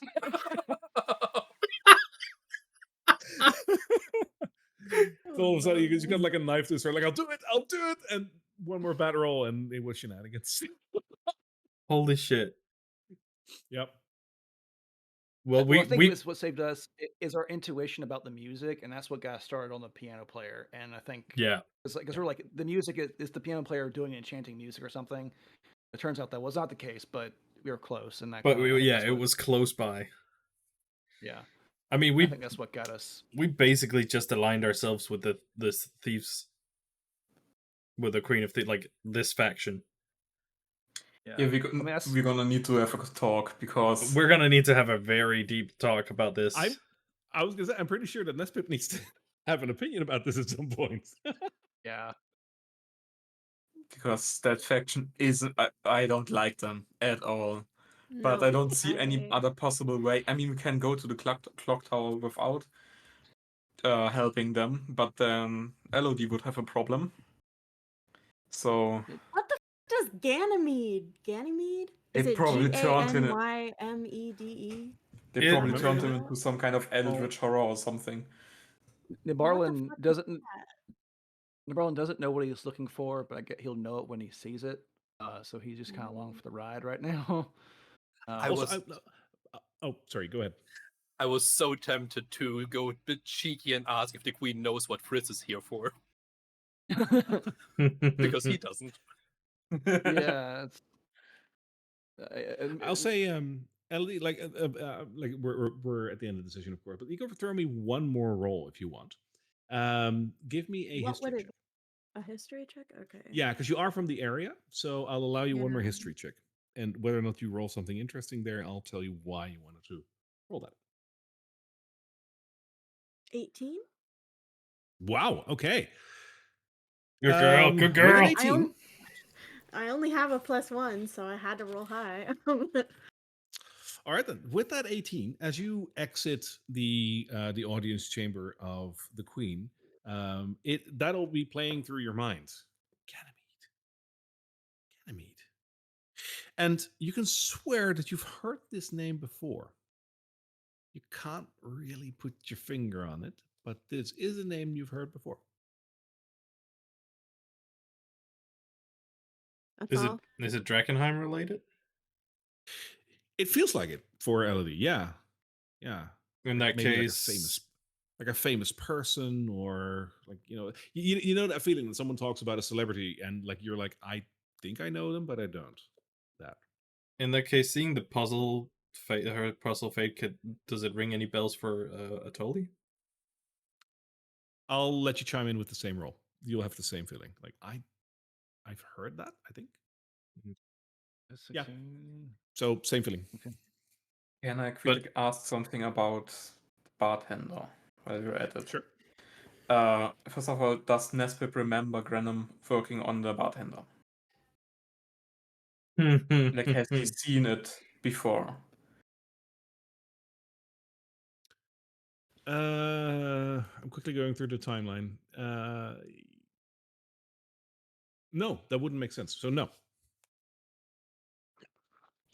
Then could I do one last thing before I forget it for the next session? Sure. I want to go to the bartender and ask, do you have a message for me? Oh, shit. I'll save you the back and forth of like, I don't know who you are. Like if you say if there's a message for Nespip. Yeah. Yeah. I do.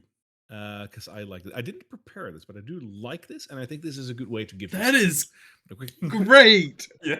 Oh, wow. That's smart. Because like nobody would have been able to wipe his name from the thing, I feel like. So he must have done it himself, so he could have left a message. But yeah. Sorry for No, dude, this is no, great. I love this. This Like, this is is smart. Yeah, this is smart. This is god tier. Yeah, the bartender will, upon your mentioning of your name, will like spring a little bit and say message 348, and then you hear like the crackling of like an old gramophone, like like a record playing. Hello. Yeah, well, I think it's on. You instantly recognize that this is Gremlin, by the way. Yeah, okay, I think it's on. Well, I hope it's you, Nespip, that can hear this. I there's a lot going on. I haven't seen you in a while. Sorry for my speedy disappearance. I was, well, you've probably you're a smart kid. You know that some people came and well, they've taken me away to work for them. I'm in good health, and that's what's most important. You don't come looking for me, okay? It's dangerous in the city. Just don't go looking in the city, but if you do, um, keep in mind that the time is important. I have to go. Good luck. Now, how do I turn this off again? The time is important. Yeah, it's just another hint to the clock tower. It's a hint to the clock tower. Yeah. Yeah. I actually had something along the lines of that prepared in another scene, but this is a good place as any. It's actually a really cool way to give it to you. I mean, that we seeing if we had failed the first riddle and passed out to the smoke, we wouldn't have gotten our audience. You could have still potentially gotten this message that would have still pointed us to the clock tower. So yeah. There is another place where that would have happened. That doesn't exist anymore right now. But like, this is as good a place as any. This is a cool way this to was awesome. Yeah, well thought. Also, it's a funny thing about that. Whoever had it would have known to erase his name, but they wouldn't know your name to erase, so it would still be in there. That's also the interesting part. The queen knows a lot, but she didn't know that I showed back up at my home, and that I know that Grenham. Something doesn't add up there. She doesn't have all information, at least. Yeah, the question is she doesn't have all the information, or she deliberately doesn't want to share all of it with you. That's a question to ponder over. I think she would make up another lie if she knew that I was with him. Probably, maybe, I don't know. I think it's a question of the fact that she has a lot of information, but she doesn't have all the the details of the information. I mean, she's no supercomputer. Like at the end of the day, she's still a. I mean, she's still as well as we just saw in front of everyone, the fact that Mel also forgot to mention that it was us who brought the holy relic. So I don't think very he forgot to mention it. Yeah, I think Mel's a douche. Probably. I think either I way, think he was trying to take credit for what he we even did. took your bottle of wine for the queen. I mean, that's a normal thing. You don't hand royalty presents directly.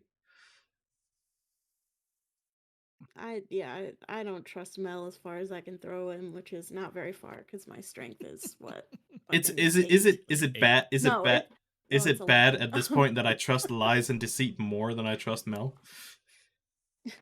That is a question that I unfortunately cannot answer at this point.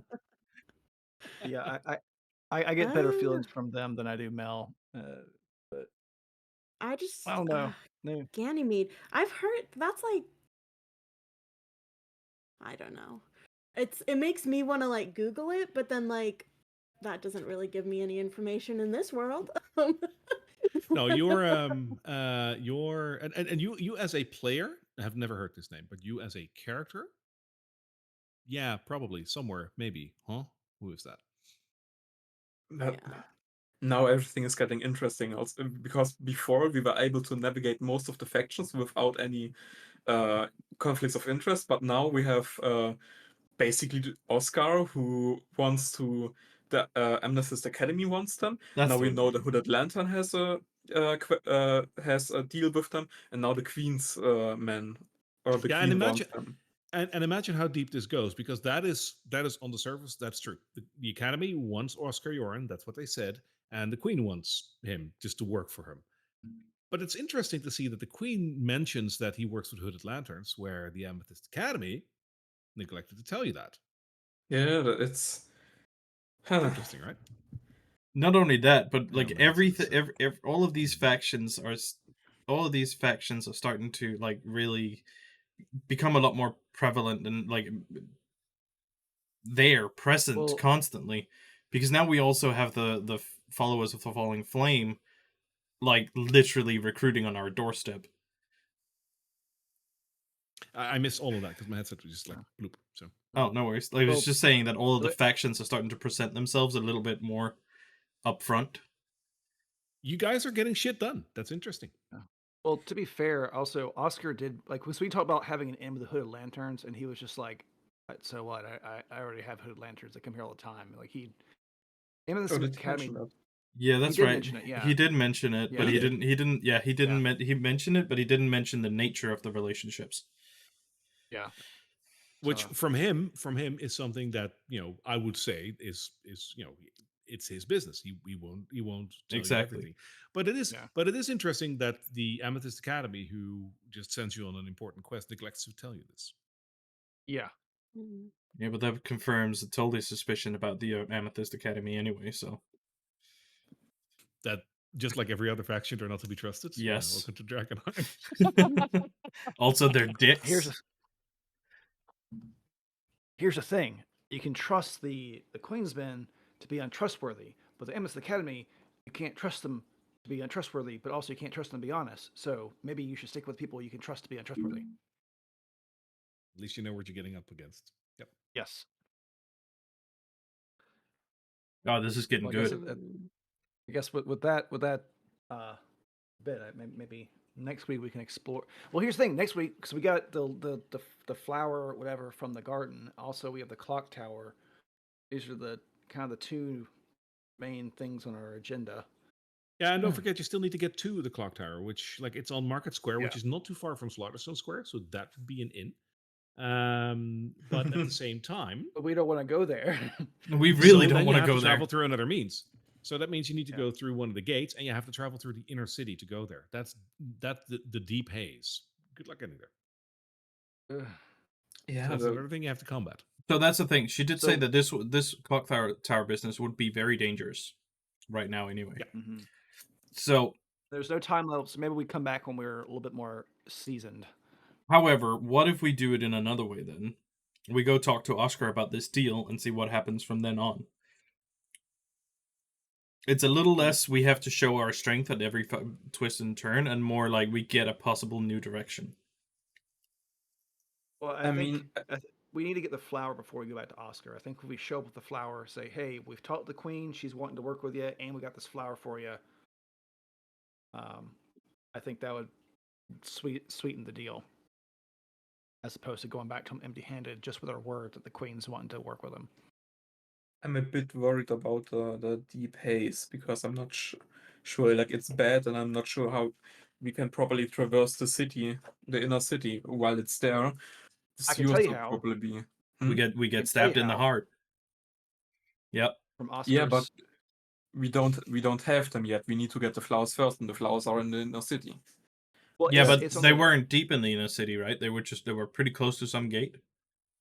Yeah, they're right by the gate. I will say, like, obviously, like, you know, I don't spoil, but this is a thing that I feel at some point needs to be addressed. The deep haze isn't like you touch it and you die. It is just very dangerous. It'll get you sick very quickly. It doesn't mean that you can't traverse it. It's ill-advised to do so for a longer time. So and going sick like if you literally cross means the city, like the inner city from one side to the other, things, or yeah, and contamination and Okay. everything. So if you travel like the inner city, if you travel from one side to the other without any form of protection, you probably won't make that. But a short trip is not impossible if you plan it correctly, take some precautions with you, etc. Then it's possible. It's just that's a gamble. A longer trek is dangerous. So I think next session it might. I think. Yeah, I'm with you on that. Yeah, getting the flower, going to Oscar, giving him the let him know the queen's on board, working with them. Here's a flower. Make some potions, stab them in our hearts, and then go to the clock tower. It's fine. We got this. Yeah. And meet back up at the. Blondie. I wanna find Nespip's person because I would love another fucking ally. That would be great. It sounds like this guy knows what he's talking about. Yeah, but the queen probably just wants to bait us to the clock tower. I'm not sure if Graham would actually be there, unless he managed to flee and they want to. I'm not sure. Yeah. I think we need to think and write about that. All of that. I mean, at this point, if she's keeping people prisoner, it like kind of matters where she's keeping them prisoner too, because like if she's keeping them prisoner in the city and she's not like giving them stuff to combat the haze, then they're just going to be slowly turning into mutations of themselves. Like, well, I mean, I don't think if you're just sitting down here in the bar, I don't think. I mean, I think it'll take a long time if I understand correctly. If you're not doing anything and you're just hanging out down here, you're fine for a long time. You just won't be able to fully recuperate. I mean, that's correct. Yeah. So, but if you don't recuperate, you will start to gain levels of exhaustion. Yeah, you will need to get to a safe place to rest, but it's the deep haze that gets to you. Yeah. The deep haze mutates you. Yeah, and I mean the normal haze might as well, but that might be more longer term. Like that's long term exposure. Kind of, you know, it's maybe in years and years from now, people start to get weird stuff. Right now, short term, nothing happens. It's like radiation. This is like a small dose of radiation. In there is like Chernobyl. Yeah. Question about that. Even in the outer city, we have this flight ceiling that we have established. Is that also just more haze? The what now? Like you mentioned, like Thistle and Fizzle can't fly higher than like 20, 30 feet above the streets. So that's also just thicker haze up there. Yes, it is. The haze comes in three forms. You have like the light haze, which is sort of like that mist that permeates in the city and 2 miles outwards. And you have the thick haze, which is more pockets here and there. It almost seems like something is generating that here and there. But that can mostly be found inside the inner city, most probably because the meteor is over there as well. And then you have the third one, which is also technically the haze, but it is in a cloud form that sort of hangs over the city. During the day, it is very light and mixed in with the rain clouds. At night, it is way visible because the rest of the haze just basically blends into the clouds up there. Over there is not so much haze itself. What's the danger? But there's just eldritch storms going through those clouds. Like it doesn't shoot lightning down, luckily, but inside the clouds there's just stuff happening. So flying into those clouds, which is about 30-40 feet up, yeah, that gets tricky. Okay, that makes sense. Thank you. Yeah. And just for stat block, by the way, if you do try to traverse it and you hit it, it's 11, I believe 11, 12 or 10, 12 points of damage. So 10d12 or 11d12 points for one hit. And it has a 1 in 3 chance of striking. So that's heavy. She has 1 HP, so I don't think that'll. How many? 1 HP. Yeah. Well, looks like we got a lot on our plate next week. Yeah. Well, all right. I guess we can end it there. Yep. I'm gonna go get some sleep because I gotta work again tomorrow. Vacation's over. Yeah. Oh. Yeah. You gonna do it? That was fun, Thanks, though. everybody. That was It was. I'll see you guys next week. Yep. Toodles. Bye. Bye now. See ya.